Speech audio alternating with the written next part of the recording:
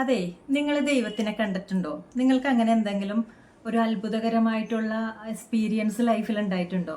ഈ പ്രശ്നങ്ങള്, ബുദ്ധിമുട്ടുകള് നമുക്കൊരു വഴിയും കാണുന്നില്ലെന്ന് തോന്നുന്ന സമയത്ത് ദൈവം വന്നിട്ട് നിങ്ങൾക്ക് വഴികളൊക്കെ പറഞ്ഞു തന്നിട്ടുണ്ടോ? നിങ്ങൾ ഭയങ്കര ദൈവവിശ്വാസിയാണോ? അതായത് നിങ്ങൾ ജനിക്കുമ്പോൾ ദൈവവിശ്വാസിയായിരുന്നോ? അല്ലെങ്കിൽ ഇടയ്ക്ക് നമ്മുടെ ലൈഫിൽ ഒരു കഷ്ടകാലം വരുമ്പോൾ, അല്ലെങ്കിൽ വളരെ മോശം, നമുക്ക് എക്സ്പെക്ട് ചെയ്യാത്തൊരു മോശം എക്സ്പീരിയൻസ് വന്നപ്പോൾ ആ ദൈവവിശ്വാസം നഷ്ടപ്പെട്ട് ദൈവത്തിന് എതിരായിട്ടുള്ളൊരു വ്യക്തിയാണോ നിങ്ങൾ? അല്ലെങ്കിൽ ഏത് മതമായിരിക്കും ഏറ്റവും കൂടുതൽ നല്ലത്? അങ്ങനത്തെയൊക്കെ ഒരു അഭിപ്രായങ്ങളുള്ള ഒരു വ്യക്തിയാണോ? ചില ആളുകളെ ഞാൻ കാണുമ്പോൾ അവരിങ്ങനെ ഹിന്ദു ആണെങ്കിൽ അതിനെ മാത്രം സപ്പോർട്ട് ചെയ്യും, ബാക്കിയുള്ളതിന് ഓപ്പോസിറ്റ് ആയിട്ട് സംസാരിക്കാറുണ്ട്. അതുപോലെ മറ്റുള്ള ആളുകൾ അങ്ങനെ അവരുടെ ഒരു മതത്തിനെ ഭയങ്കരമായിട്ട് വിശ്വസിച്ച് ജീവിക്കാറുണ്ട്. ശരിക്കും ഇതും നമ്മളുടെ ദൈവവിശ്വാസവും നമ്മളുടെ ജീവിതവും തമ്മിൽ എന്തെങ്കിലും ബന്ധമുണ്ടോ? നമ്മൾ ദൈവവിശ്വാസി ആയില്ലെങ്കിലും നമുക്ക് നന്നായിട്ട് ജീവിക്കാൻ പറ്റുമോ? അപ്പോൾ ഇങ്ങനത്തെ കാര്യങ്ങളാണ് നമ്മൾ ഡിസ്കസ് ചെയ്യാൻ പോകുന്നത്. നമ്മൾ റിലീജിയസ് ആണോ, സ്പിരിച്വൽ ആണോ, നമ്മൾ കണ്ടിട്ടുള്ള ദൈവം എങ്ങനെ ഇരിക്കും, നമുക്ക് പ്രതിസന്ധി വരുമ്പോൾ ഇവർ നമ്മളെ എങ്ങനെ വന്ന് ഹെൽപ്പ് ചെയ്യും, അപ്പോൾ അങ്ങനത്തെ കാര്യങ്ങൾ നമുക്കൊന്ന് സംസാരിക്കാം. നിങ്ങളുടെ അഭിപ്രായങ്ങൾ നിങ്ങൾക്ക് കമൻറ്റിൽ ഇടാം. എനിക്ക് പറയാനുള്ളത് ഞാൻ ഇവിടെയും പറയാം. അപ്പോൾ എൻ്റെ പേര് സിമ്പിൾ. ഞാനൊരു ലൈഫ് കോച്ചും കൺസൾട്ടൻറ്റ് സൈക്കോളജിസ്റ്റുമാണ്. എന്നെക്കുറിച്ചാണല്ലോ ഞാൻ ആദ്യം പറയേണ്ടത്. ഞാൻ ജനിച്ചു വളർന്ന വീട്ടിൽ, എൻ്റെ അച്ഛൻ്റെ വീട്ടിൽ അച്ഛൻ്റെ തറവാട്ടിൽ അമ്പലമൊക്കെ ഉണ്ട്. അതിൽ പൂജിക്കുന്ന അമ്പലം അങ്ങനെയൊക്കെയുണ്ട്. പിന്നെ അച്ഛമ്മ നല്ല ദൈവവിശ്വാസിയാണ്. ആ വീട്ടിലുള്ള എല്ലാവരും ഭയങ്കര വിശ്വാസിയാണ്. പക്ഷെ എന്തുകൊണ്ടാണെന്നറിയില്ല, എൻ്റെ അച്ഛൻ അമ്പലത്തിൽ പോകുന്നതോ പ്രാർത്ഥിക്കുന്നതോ ഇതൊന്നും ഞാൻ കണ്ടിട്ടേയില്ല. പിന്നെ ഇദ്ദേഹം ഒരു കമ്മ്യൂണിസ്റ്റ് അങ്ങനെ ആ ഒരു പാർട്ടിയിലൊക്കെ ഇങ്ങനെ പോകുന്നത് ഞാൻ കണ്ടിട്ടുണ്ട്. അപ്പോൾ അങ്ങനെ അമ്പലവുമായിട്ട് നമുക്കങ്ങനെ ബന്ധമൊന്നുമില്ല.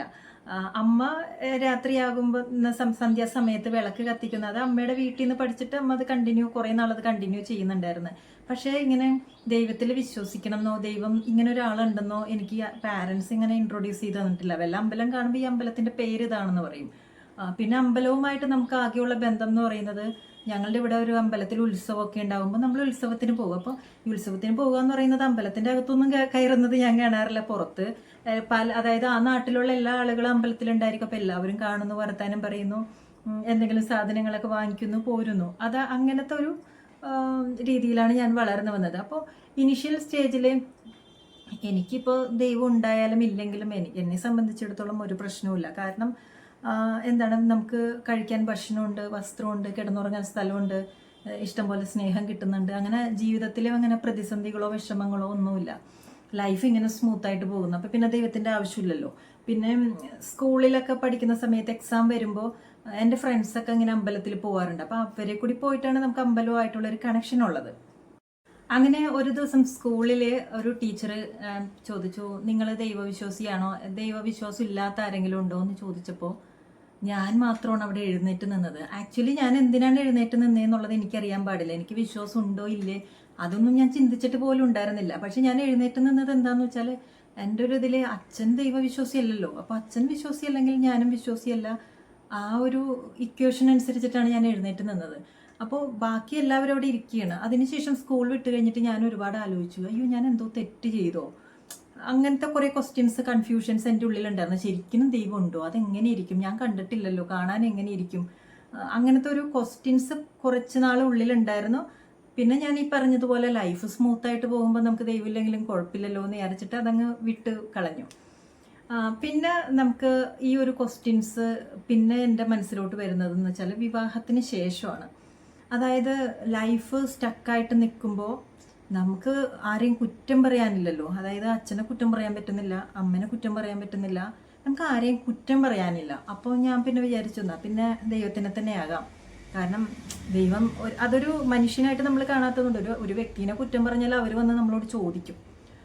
ദൈവത്തിനെ കുറ്റം പറഞ്ഞാൽ ഒരു പ്രശ്നമില്ലല്ലോ. അങ്ങനെ ഞാൻ ദൈവത്തിനോട് കുറ്റം പറയാൻ തുടങ്ങി. അതായത് എന്താണ് എൻ്റെ ലൈഫിൽ ഇങ്ങനെ സംഭവിക്കുന്നത്, എന്താ എനിക്ക് മാത്രം ഇത്രയും സഫറിങ്സ്, ശരിക്കും നിങ്ങളുണ്ടോ, ഉണ്ടെങ്കിൽ അതെങ്ങനെയാണ് എക്സ്പീരിയൻസ് ചെയ്യണേന്നൊക്കെ ഉള്ളൊരു ക്വസ്റ്റ്യൻസ് അന്ന് ആദ്യമായിട്ടാണ് എൻ്റെ ഉള്ളിൽ നിന്ന് ആ ഒരു ക്വസ്റ്റ്യൻ വന്നത്. അതായത് ജീവിതത്തിൽ ഏറ്റവും കൂടുതൽ ബുദ്ധിമുട്ടുണ്ടായ സമയത്ത്.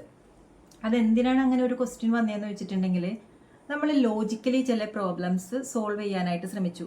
നമ്മളുടെ ബുദ്ധി ഉപയോഗിച്ച് നമ്മൾ മനുഷ്യന്മാർ ഭയങ്കര ബുദ്ധിയുള്ളവരാണല്ലോ. അപ്പോൾ എല്ലാത്തിനും ബുദ്ധി ഉപയോഗിച്ചിട്ട് നമുക്ക് പരിഹാരം കാണാൻ പറ്റുമല്ലോ. അപ്പോൾ കുറേ ബുദ്ധി ഉപയോഗിച്ചിട്ടും നമുക്ക് പരിഹാരമൊന്നും കാണാൻ പറ്റുന്നില്ല. അപ്പോൾ ആ ഒരു ഓപ്ഷൻ അടഞ്ഞല്ലോ. അപ്പോൾ അതുകൊണ്ട് പിന്നെ വേറെ ആളുകളോട് സംസാരിക്കാനും, അതായത് നമ്മളുടെ ലൈഫിൽ ഒരു പ്രോബ്ലം വന്നിട്ട് അത് സോൾവ് ചെയ്യാനായിട്ട് നമ്മൾക്കറിയാവുന്ന എല്ലാ വഴിയിലൂടെയും ശ്രമിച്ചു. അതിന് ആൻസർ കിട്ടാണ്ടായപ്പോൾ നമ്മളുടെ ഉള്ളിൽ തന്നെ ഒരു ക്വസ്റ്റ്യൻ, അതായത് നമ്മൾ ബുദ്ധി ഉണ്ടെന്ന് വിശ്വസിക്കുന്ന ഞാൻ ബുദ്ധിപൂർവ്വം അത് സോൾവ് ചെയ്യാൻ ശ്രമിച്ചു. നമുക്ക് പോസിബിൾ ആയിട്ടുള്ള എല്ലാ മാർഗങ്ങളിലും ശ്രമിച്ചിട്ട് നമുക്ക് അതിൻ്റെ സൊല്യൂഷൻ കിട്ടുന്നില്ല. ആ ഒരു സമയത്താണ് നമ്മൾ ഭയങ്കരമായിട്ടൊക്കെ ആഗ്രഹിക്കുന്നത് ഇതിനൊരു സൊല്യൂഷൻ കിട്ടി. കാരണം അതിനൊരു സൊല്യൂഷൻ ഉണ്ടെങ്കിൽ മാത്രമേ അന്ന് ലൈഫിൽ മുന്നോട്ട് പോകാനായിട്ട് പറ്റുള്ളായിരുന്നു. പക്ഷെ ഇതിന് സൊല്യൂഷൻ കിട്ടുന്ന ഒരാളുണ്ടോ എന്നുള്ളൊരു ക്വസ്റ്റ്യൻ, അതാണ് എന്നെ അതിതീവ്രമായിട്ട് ചിന്തിപ്പിച്ചത്.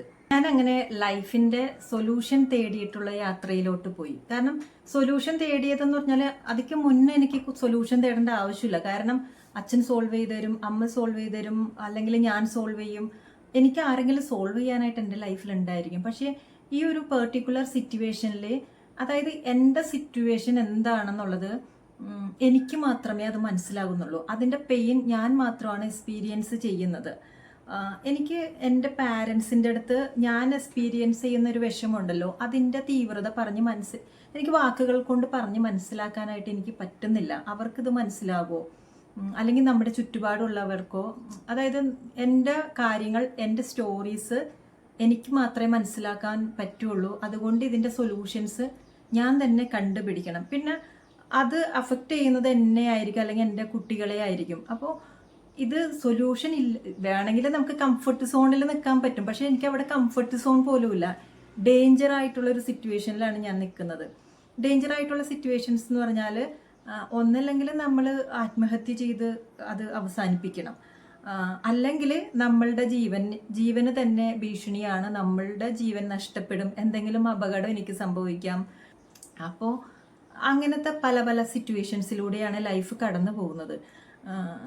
ആ സമയത്തുണ്ടല്ലോ എൻ്റെ ഫ്രണ്ട് അവൾ ദൈവവിശ്വാസിയാണ്. അവൾക്ക് എന്തെങ്കിലും ഈ ലൈഫിൽ പ്രശ്നങ്ങൾ വരുമ്പോൾ അവർ ജോത്സ്യനെ കണ്ടിട്ട് എന്താണ് കാര്യം എന്നൊക്കെ ചോദിക്കും. അപ്പോൾ അവൾ എൻ്റെ ബെസ്റ്റ് ഫ്രണ്ടാണ്. എനിക്ക് എന്തെങ്കിലും സംഭവിച്ചിട്ടുണ്ടെങ്കിൽ ഇവൾക്ക് സംഭവിക്കുന്നത് പോലെ തന്നെയാണ്.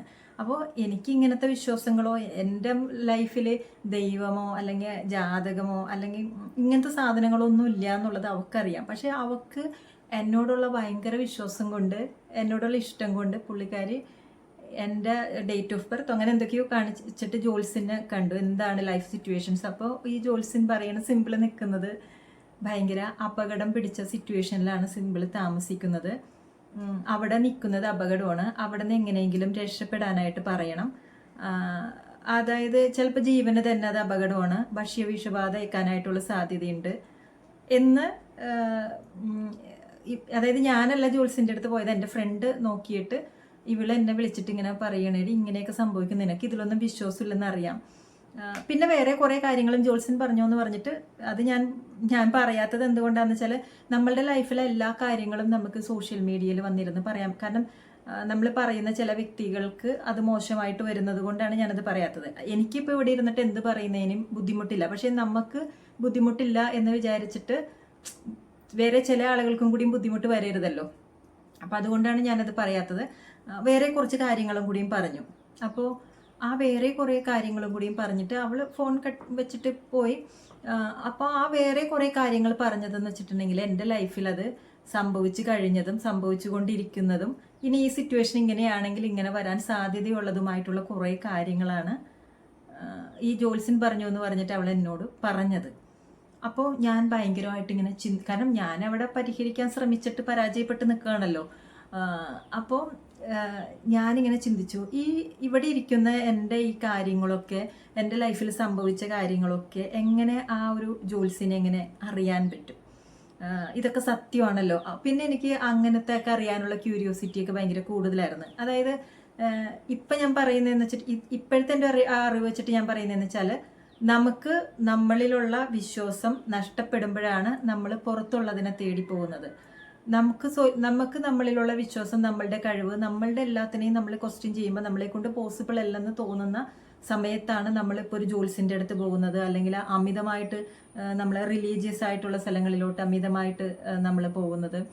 പുറത്തുള്ള ആളുകളോട് എനിക്ക് ഇത്ര പ്രശ്നമുണ്ടെന്ന് സോൾവ് ചെയ്ത് തരുമോ എന്നൊക്കെ ചോദിക്കുന്നത് നമ്മളെ കൊണ്ട് പറ്റുന്നില്ല, നമ്മളുടെ വിശ്വാസം നഷ്ടപ്പെട്ടു, അല്ലെങ്കിൽ നമ്മൾക്ക് അതിനുള്ള എനർജി ഇല്ല എന്നൊക്കെ ഉള്ളൊരു സിറ്റുവേഷനിലാണ് നമ്മൾ പുറത്തുള്ള ആളുകളോട്, അല്ലെങ്കിൽ ഇപ്പം ഞാൻ ജസ്റ്റ് ജോത്സ്യം എന്ന് പറയുന്നത് അതൊരു എക്സാമ്പിളാണ്. അതായത് നിങ്ങളുടെ ലൈഫിൽ നിങ്ങൾ ആ ജോത്സ്യന് പകരം വേറെ വല്ലതൊക്കെ ആയിരിക്കും. അതായത് നമ്മൾക്കൊരു സൊല്യൂഷൻ കിട്ടാൻ നമ്മളിൽ വിശ്വാസം ഇല്ലാത്തതുകൊണ്ട് നമ്മൾ പുറത്ത് അന്വേഷിച്ച് നടക്കുക അതിൻ്റെ ഒരു സൊല്യൂഷൻ. അതുപോലെ നമ്മൾ സൊല്യൂഷൻ തേടിയുള്ള യാത്രയിലാണ് ഈ law of attraction, subconscious മൈൻഡിൻ്റെ പവർ, ഇതൊക്കെ കേൾക്കുന്നതും അത് മനസ്സിലാക്കാൻ ശ്രമിക്കുന്നതും ലൈഫിൽ അപ്ലൈ ചെയ്യാനായിട്ട് ശ്രമിക്കുന്നതും.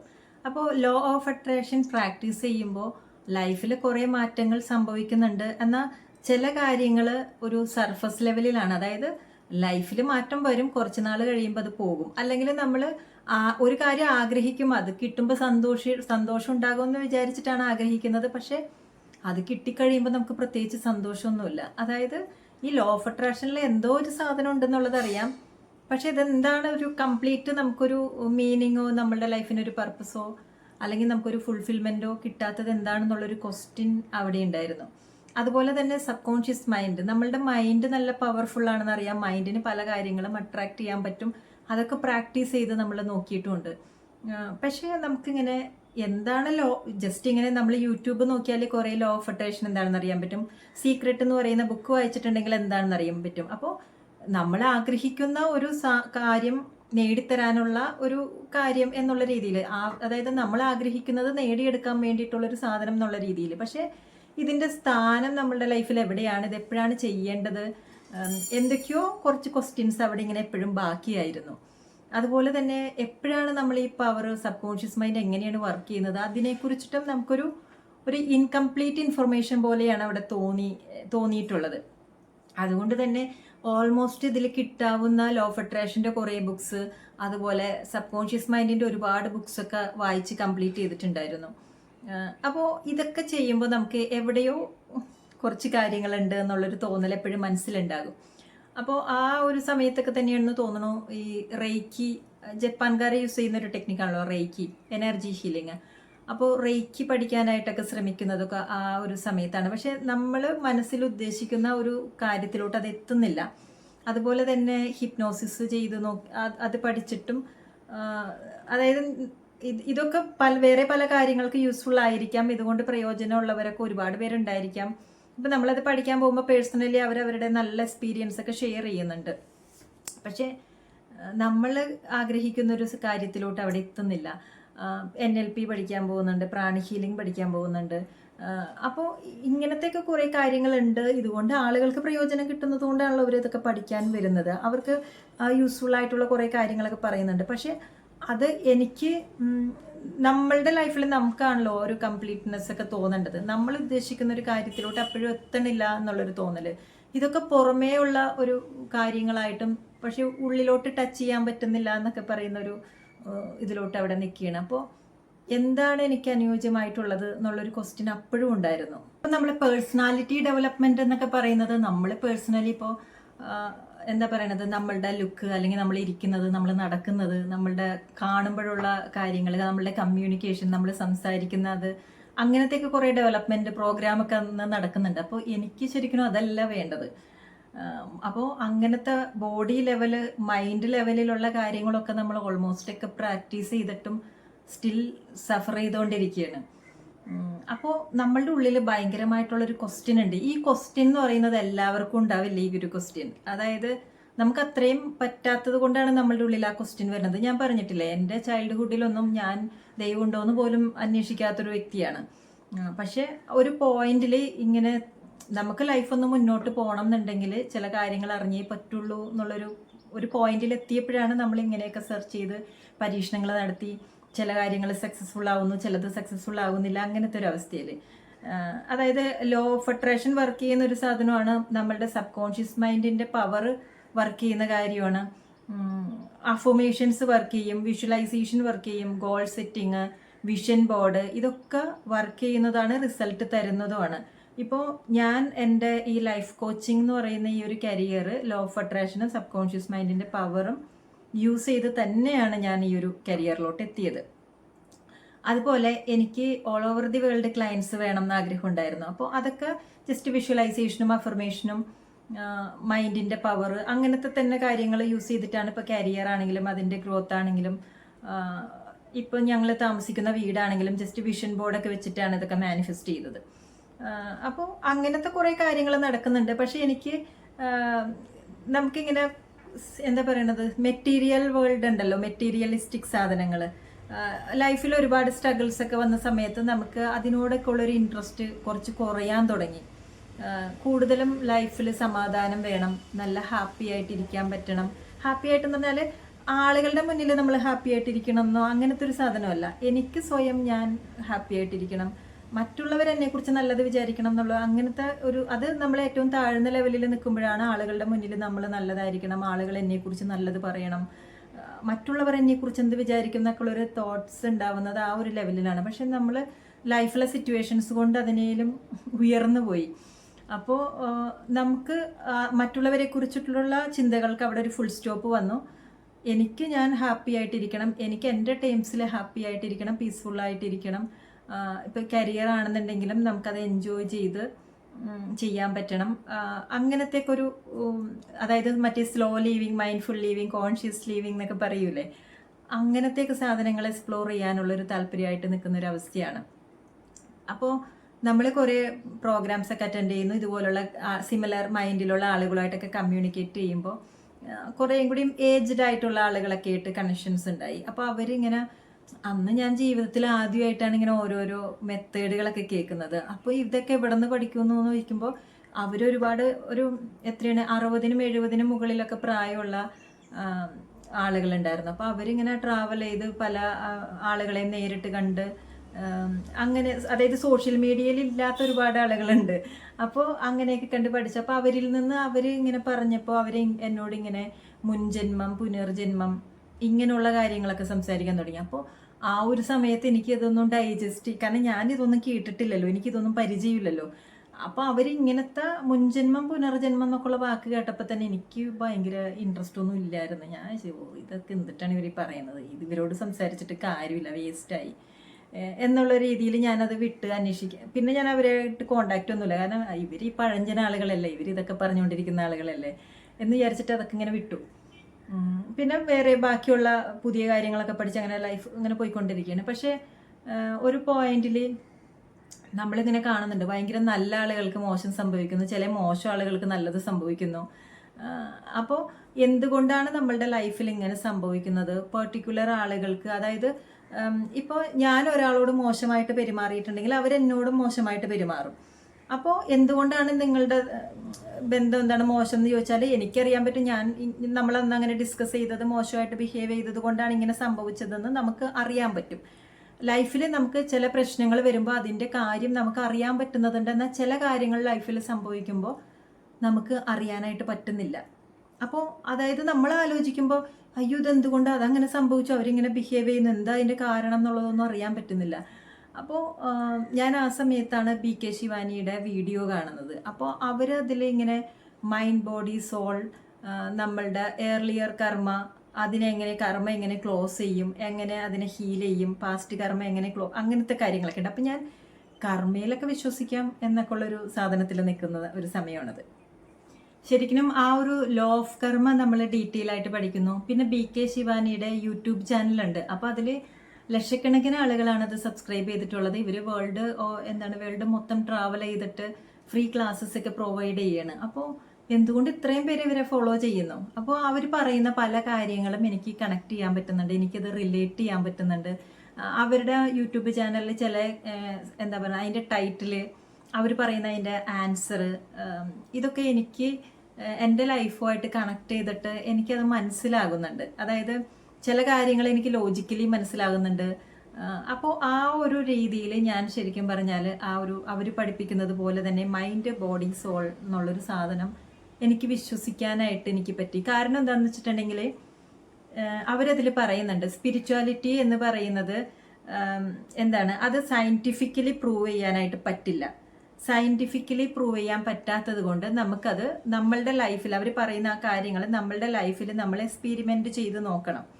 അപ്പോൾ എക്സ്പീരിമെൻറ്റ് ചെയ്ത് നോക്കാൻ അവർ ഒരുപാട് സമയമൊന്നുമല്ല പറയുന്നത്, ഒരു 30 ദിവസം കൂടി വന്ന ഒരു 90 ഡേയ്സ്, അതൊക്കെ നമുക്ക് നിസ്സാരമായിട്ട് ചെയ്ത് നോക്കാമല്ലോ. അപ്പോൾ അത് ചെയ്ത് നോക്കുമ്പോൾ നമ്മളുടെ ലൈഫിൽ എന്തെങ്കിലും വ്യത്യാസമുണ്ടോ, നമുക്കത് എക്സ്പീരിയൻസ് ചെയ്യാൻ പറ്റുന്നുണ്ടോ എങ്കിലും നമ്മൾ വിശ്വസിച്ചാൽ മതി എന്നുള്ളൊരു കാര്യം അതിൽ ക്ലിയർ ആയിട്ട് പറയുന്നുണ്ട്.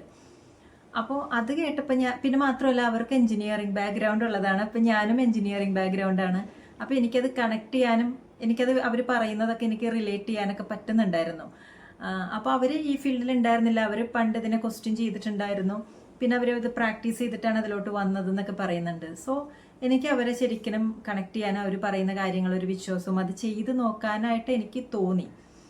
പക്ഷെ ഞാൻ എപ്പോഴും വിചാരിക്കുന്നതേ, ഞാൻ ശരിക്കും ഒരു 2-3 വർഷത്തിന് മുന്നും ഈ വീഡിയോസൊക്കെ കണ്ടിട്ടുണ്ട്. അപ്പോൾ ഈ വീഡിയോസ് കാണുമ്പോൾ ഞാൻ ഒട്ടും ക്ലിക്ക് ചെയ്ത് നോക്കാത്തത് എന്താണെന്ന് വെച്ചാൽ ഇവർ വെള്ള വസ്ത്രമൊക്കെ ധരിച്ചിട്ടായിരിക്കുന്നത്, ഒരു വെള്ള സാരി, വെള്ള ബ്ലൗസ്, പിന്നെ ആഭരണങ്ങളൊന്നുമില്ല.